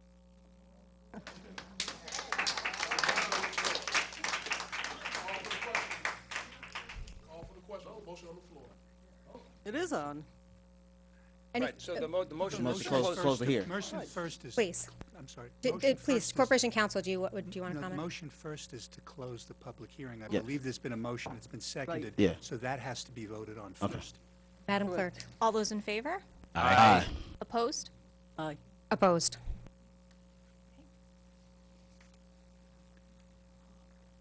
I do have a resolution.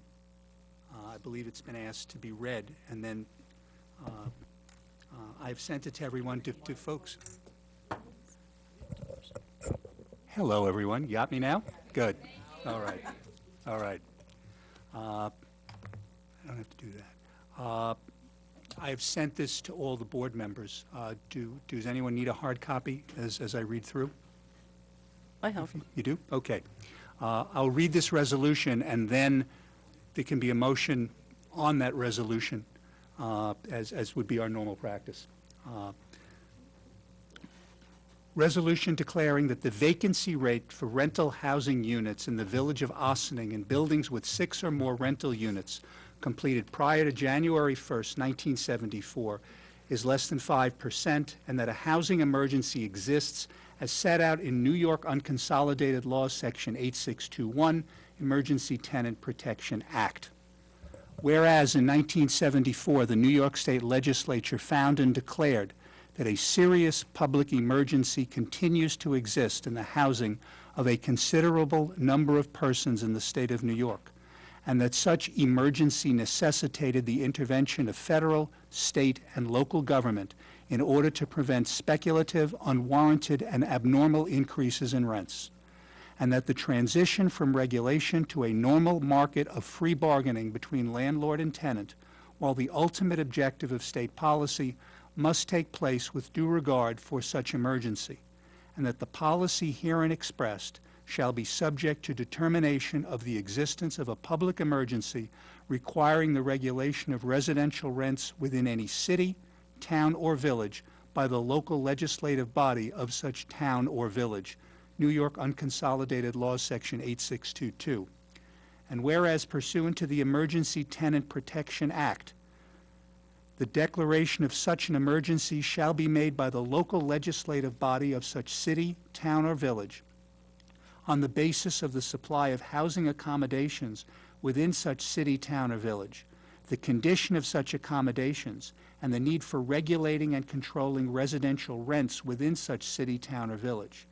A declaration of emergency may be made as to any class of housing accommodations if the vacancy rate for the housing accommodations in such class within such municipality is not in excess of 5%, and a declaration of emergency may be made as to all housing accommodations if the vacancy rate for the housing accommodations within such municipality is not in excess of 5%, New York Unconsolidated Law, Section 8623A.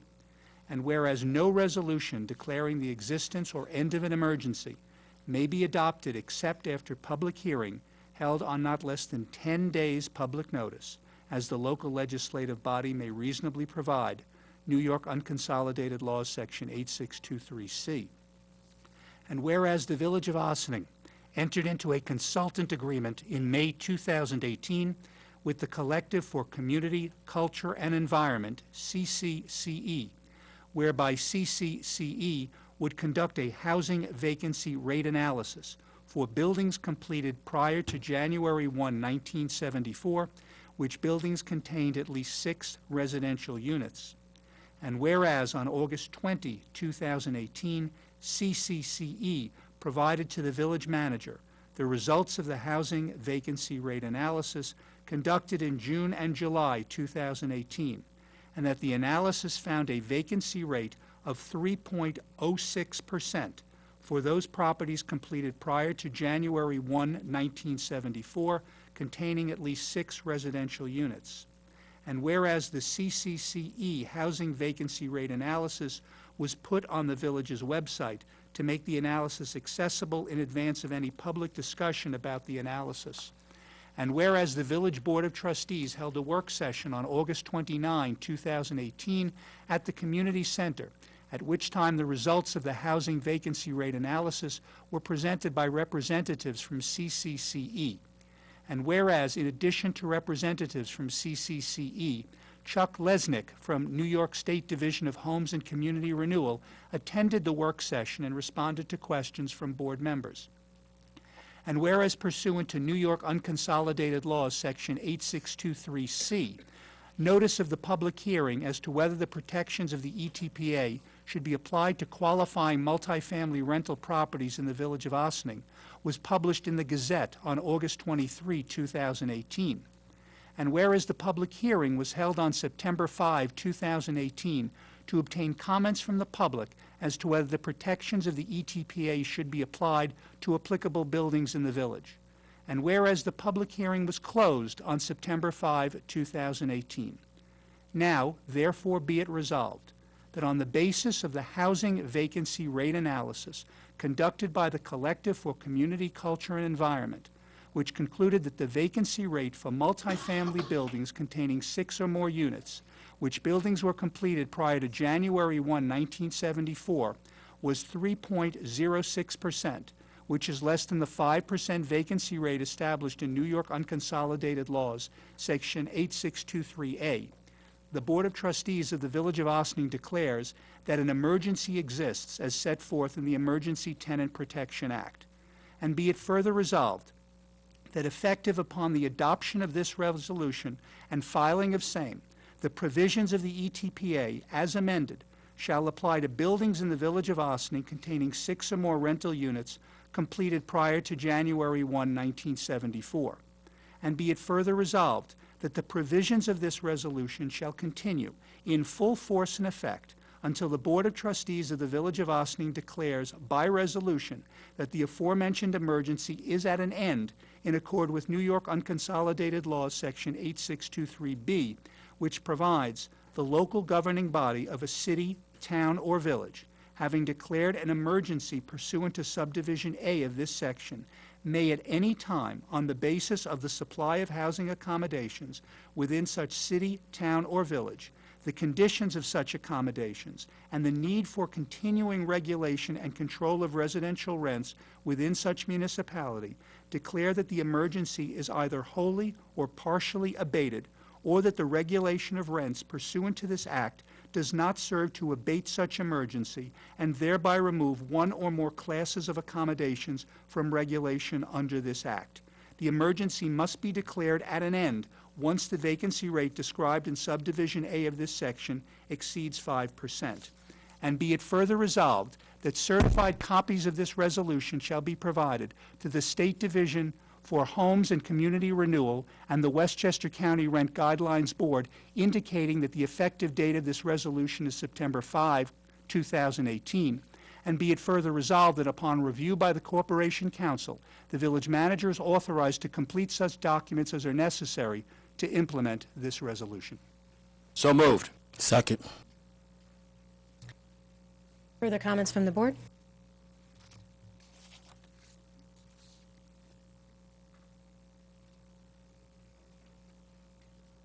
Before we vote on this, I just want to ask Corporation Counsel regarding a couple of items that were raised last week that had not yet been explored by the village board related to ETPA, which could be an extension of the program for SCREE and DREE. They were referenced by a couple of the speakers tonight, which would be programs specifically to benefit seniors and folks with disabilities.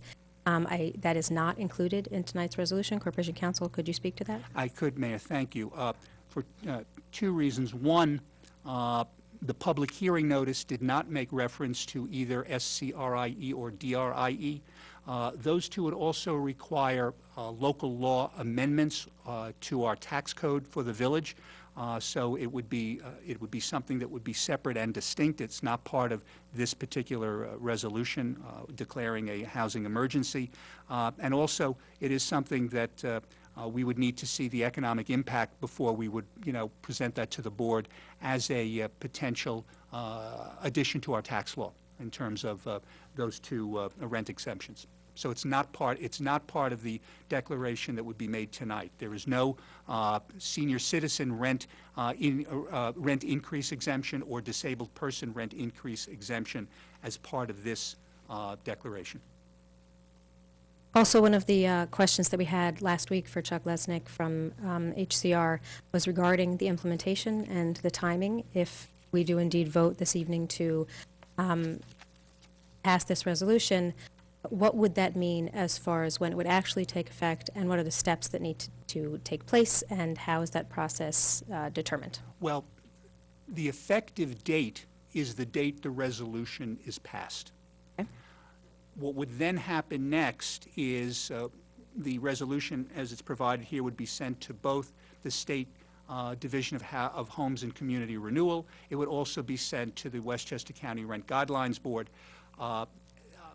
Based upon Mr. Lesnick's statements from last week, the State Division of Homes and Community Renewal would itself need a certain amount of time to get up to speed, because based upon the CCCE report, we're looking at potentially about 1,841 units that could be subject to ETPA. Trustee Bazemore, I see you looking at me quizzically. 1,500 was the number they used because that was the number they got responses for. But the total number would be potentially 1,800. So Mr. Lesnick did indicate that that his division would need a certain amount of time to get that done. There would be leases that would be required for those locations that do not have leases. There would certainly be documentation that would be required by the state to have the names, for example, of all the owners, because there would have to be communication with those owners. One of the things that was suggested by Mr. Lesnick last week was the possibility of having a dedicated, home and community renewal person at the village to basically assist with that initial paperwork. When DHCR would actually be ready to proceed, that's more a question they would have to answer, but the effective date would be the date of the resolution. Thank you. Any further comments? Madam Clerk? All those in favor? Aye.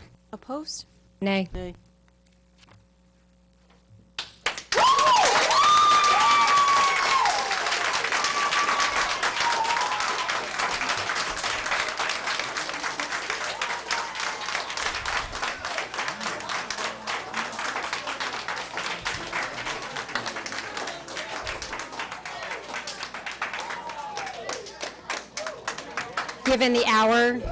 Given the hour and the emotion in the room, I think it is warranted for us to take a 5-minute break.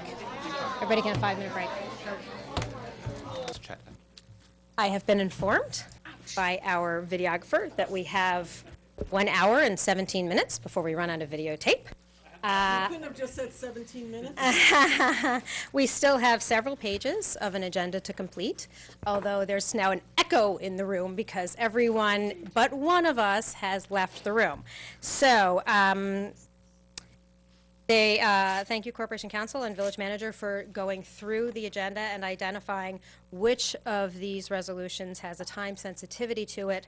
And you have also identified a number of them: item F, item G, item H, and the first bullet of new business that can be pushed for 2 weeks. We will add them to the September 17th agenda. Is there any objection on the board to postponing the items that I just referenced? No. Nope. Okay. Thank you very much. And there was also a suggestion that in some cases, we may just ask the clerk to read the header of the item on the agenda. Is there any objection from the board? No. No. All right. Well, then, looks like we'll get through the videotape. Madam, where are we? Yeah, Madam Clerk. We are at Mayors and Trustees announcements. Okay, does anybody have any comments and announcements to make? No. I just have one. So, as we all know, an annual tradition is this Saturday, the Ossining Matters race. It's Saturday, September 8th. I believe they meet up at 8:30 and kick off at 9 o'clock. I do think that tomorrow night is the last night to register online, and then you can go on OsseningMatters.org. Hopefully you'll join me, and I know other people, hopefully on this board, will be running or walking. It's a great annual event, and it benefits our educational foundation that actually supplements what the school district can't do. So it's a pretty good program. That's all.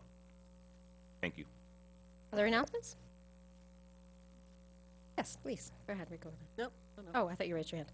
No, this thing's annoying me, sorry. Yes, I look forward to participating in I will be doing the 2-mile walk. I did run one year. It took me 4 months of training to barely run half of the race. I'm not a runner, but it is definitely one of my favorite fundraisers in Ossining every year, with hundreds of folks participating. It's really a terrific day. I look forward to seeing many of you out there. After your run, go to the farmer's market. It's always a good idea to go to the farmer's market anyway, but this week in particular, Green Ossining will be there, and they will be at 11 o'clock. Folks are welcome to gather to participate in a climate ride, which you may be aware that the climate ride is a global initiative encouraging awareness of climate change and the impacts of climate change, and we are participating in that right here in Ossining. There will be groups, cyclists at all ability levels are welcome to join in a variety of guided rides through Ossining. And also there will be information about the Lime Bike pop-up. I'm looking at you, Stuart, because I know there was a lot of back and forth on the MOU and the contract with Lime Bikes, but we are on track to have the Lime Bike pop-up, which is the folks in the community can experience for 1 week this shared bike initiative, and I'm forgetting there's a better terminology for it, for Lime Bikes? Yeah. Bike sharing, dockless bikes. Dockless bike sharing. And to get information about that, because it's something new for most of us, there will be information at the farmer's market this week, and then the pop-up will begin the following week, the 15th at the farmer's market, and the pop-up will last from September 15th to the following Saturday, the 22nd, I believe is where we stand now. I think that's right, and there will be 2 Lime Bikes at the farmer's market Saturday. Great. So that folks could see it and see how it, basically how it operates. And then on the 15th, the plan is that there will be folks here from Lime Bike who will explain how to use their app so that you could sign up and you can use it and pick the bicycles up, drop the bicycle off, and then someone else will take the bicycle somewhere else. Excellent. Good. Even though it's a late hour. So in White Plains, it seems to be working really well. I didn't realize they actually had people who then drive around. And if you have too many bikes in one area, they actually have a van, and they move different areas so that they're in, and they make sure they're not. I mean, I did not realize actually that was part of the deal, but I guess you've been more involved. It seems to be working really well, although White Plains is not as hilly as we are, so I'm expecting lots of them downhill. But, and New Rochelle's looking at different companies, so I think it's sort of cool to see how this plays out. So thanks for working on it. No problem. Yes, and doing a 1-week pop-up is a good way for us to figure out how it may work, what will work better, what will not work, and for all of us who might be curious about it to be able to check it out. And then also please mark your calendars for September 20th. The Ossining Documentary and Discussion Series screening is called Capturing the Flag, and it is about voter suppression. and it should be a very interesting film and panel. I hope you will join us. As always, it is free to the public at the Ossining Public Library. The program begins at 6:30, and that's Thursday, September 20th. The name of the film is Capturing the Flag. You can get much more information at ossiningdocumentaries.org. Okay. Madam Clerk. Okay. An administrative report from Village Manager Deborah McDonald is next. The only thing that I want to share tonight is an update on Miguel Mera, who was injured while he was clearing the run. So any of you that are out there going to run this year in the race on Saturday, please, say a prayer, hoping for a speedy recovery. We had an employee that was seriously injured during the clearing of trees and brush in the Crawbucky area. He has been moved to a rehab center in Croton, so I'll be getting that information to the board. We'll be sending him flowers now that he's out of intensive care, and he's had a couple of surgeries, but it's going to be a long road to recovery for him. So please say a prayer for him for a speedy recovery. And that's all I have for tonight. Thank you. Thank you. Next, an administrative report from Corporation Councilor Stewart. I have a question, I'm sorry. Sorry. I'm trying to phrase it correctly. Any idea when Bell Avenue and Camp Woods might come to a conclusion, since all the school buses are now rattling over all of that construction? We have not had an update recently from Con Ed. We are in constant contact with them now, and so we actually know the people that we need to talk to get an update, but I don't have one for you tonight. They're definitely working. They are working. They're working, but if we could update the website with that. I'll be happy to Literally, ask the Paul to do buses are that. just, it's I just know. really bad. Well, we did have a really productive meeting, and when Manager McDonald was saying we know who the people are, the people were in the room with our people, and a lot of the discussion was what's going on with that big project, and there's a lot of open projects. It was a really valuable meeting, I felt, and I know that their intention is to be wrapping it up this fall and then immediately following with paving, which would be a combination of paving done as restoration by Con Ed, coordinating with the village in the areas that not Con Ed restoration, so that whole area, Camp Woods, Bell, Bugsley, can be taken care of, ideally this fall. So as we have updates, if that changes, then we'll let everyone know. I get it, I just dates on the website with, it. call They're not- these people. they- I know they're working, I mean, everybody's saying that. They're That's not even a going to give us question. dates. They're not All going to right. give us dates. Okay. So Corporation Council Stuart Kahan. Administrative report. Thank you, Victoria, Mayor, members of the board. Still good evening. And we will, on September 17th, I'll have a resolution with regard to proposed local law 5. I want to thank the board with regard to that so that it will be adopted. I think we had our public hearing tonight. And I'm sure I'll be meeting with the village manager and the building inspector, because there are a number of things that will have to be done to implement that in terms of getting in touch with our property owners who have vacant properties and our property owners who have signs that need to be dealt with, so that they can all be made aware of what we have there. But I do want to thank the board, because I think that's a very important piece of legislation and furthers our code enforcement efforts with regard to the village, now turning more to commercial and vacant properties, which was something that we did not really have in the earlier portions of Section 162. I know that I think on Wednesday we will have a representative or representatives from the Landlord-Tenant Relations Council here. They've been very busy. I know I said that before, and I think Mr. Dewey mentioned it tonight.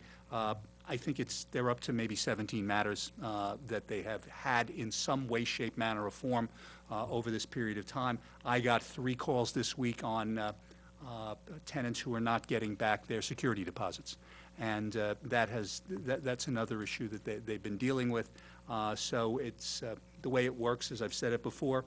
You can fill out the form that's online, send it to ltrc@villageofossining.org, and I send it immediately to the chair and the vice chair of the board and my deputy corporation counsel, who is the attorney who is at those meetings, and they get to it as quickly as they can. I know that there was a meeting tonight. But it's really, it's very active. We do have openings still on a number of boards. We have openings on EAC. I just invite, if there are members of the public who are interested, fill out the form that's on the website. Because we do have openings, and certainly on a board like EAC, we want to get as close to, if not full membership, because there are a number of matters that will be coming up that will require their opinions. So that's my report for tonight. Thank you. Thank you. Okay. Next, an administrative report from Police Chief Kevin Sylvester.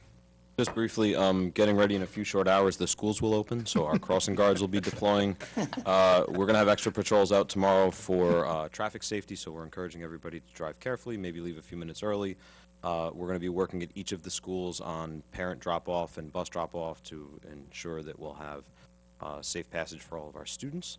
And everything else that we've got going on has been tweeted, Facebook, Nixled, Instagrammed, and Nextdoored. So we'll be making a lot of announcements over the next couple of days about stuff going on in and around schools. And that's all we've got going on for now. Thanks.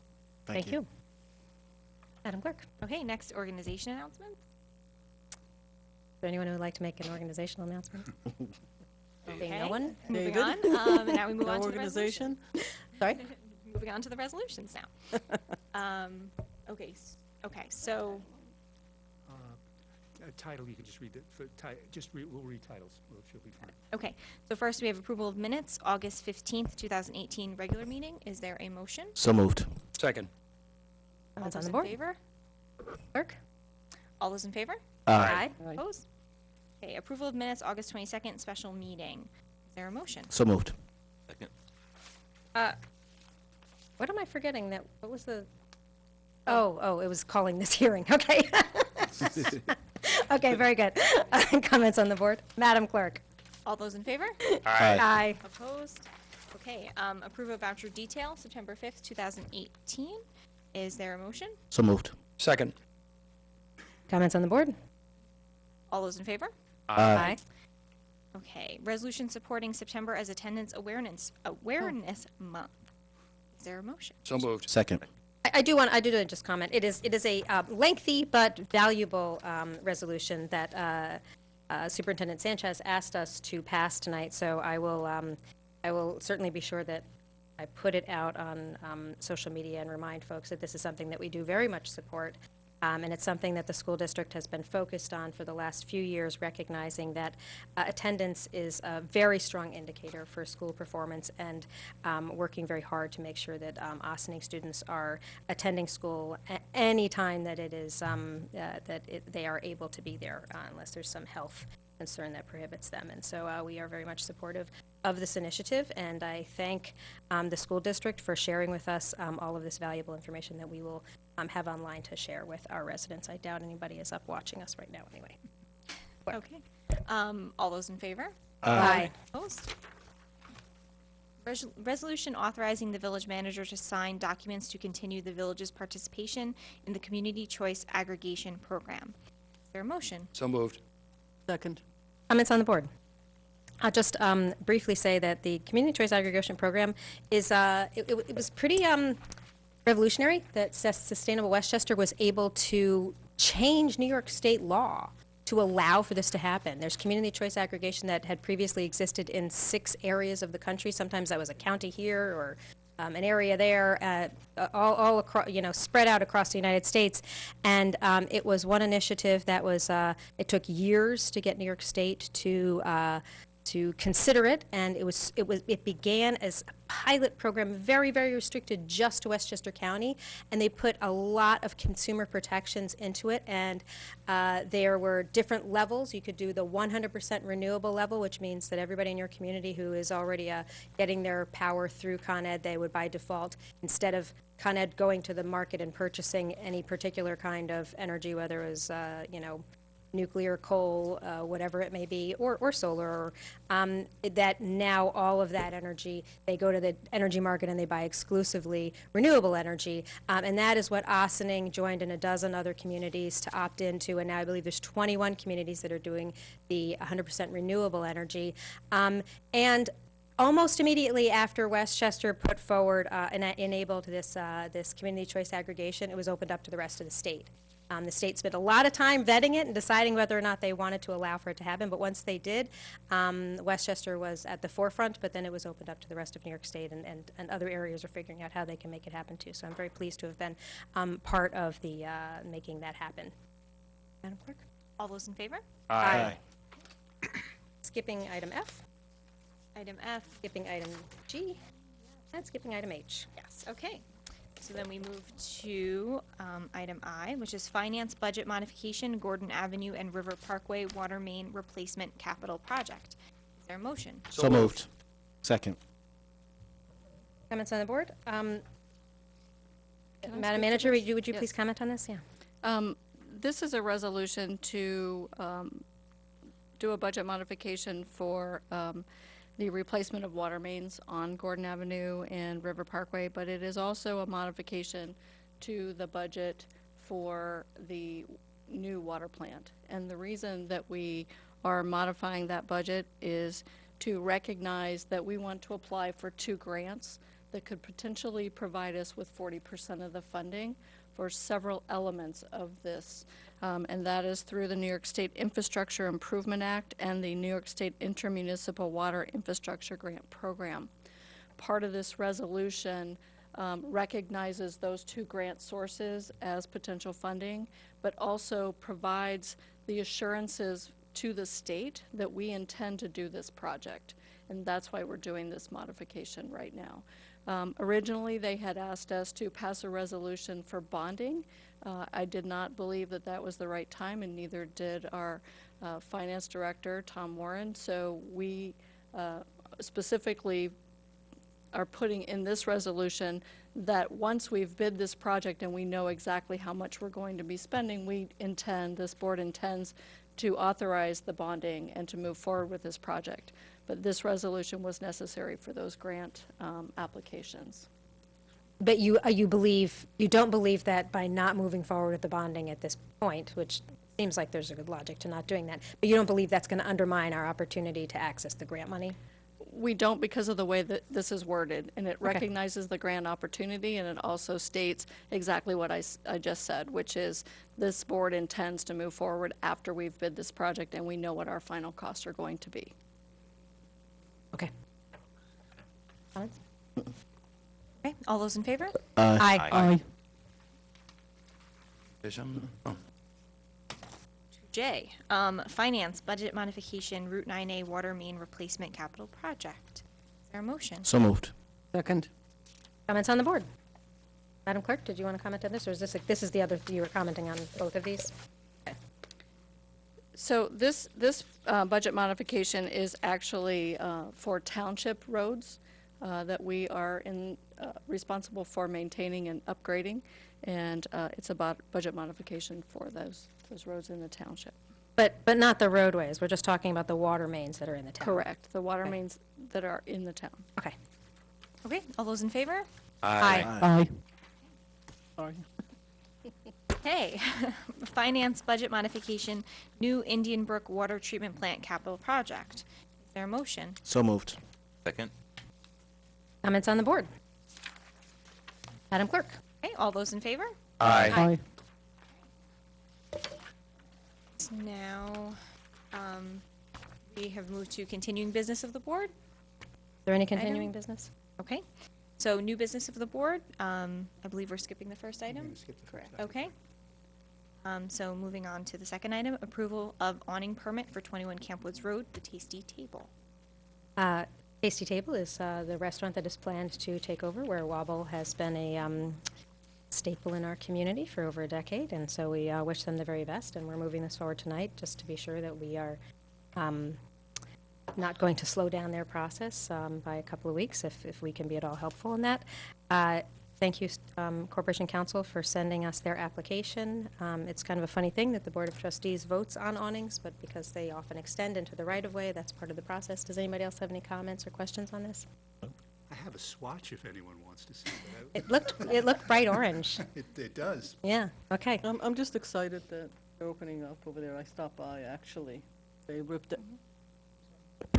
Oh, yeah, they ripped out the floors and stuff, so I'm excited that another stores opening up or place to eat, as my favorite hobby. I actually saw this, I think I spoke to Omar earlier, but maybe I didn't, but it actually said that the village manager was going to start making these decisions, not keep coming back to the board for awnings and things like that. Yeah. Did I miss this entire, No, we just, did we I need to say change to the you code earlier? on that, because technically under Chapter 225, which deals with streets and awnings, it's just a change we will have to make. As of right now, for awnings that are over the public right-of-way, it's the Board of Oh, Trustees. so it's grant. because it's, okay. It's within the code.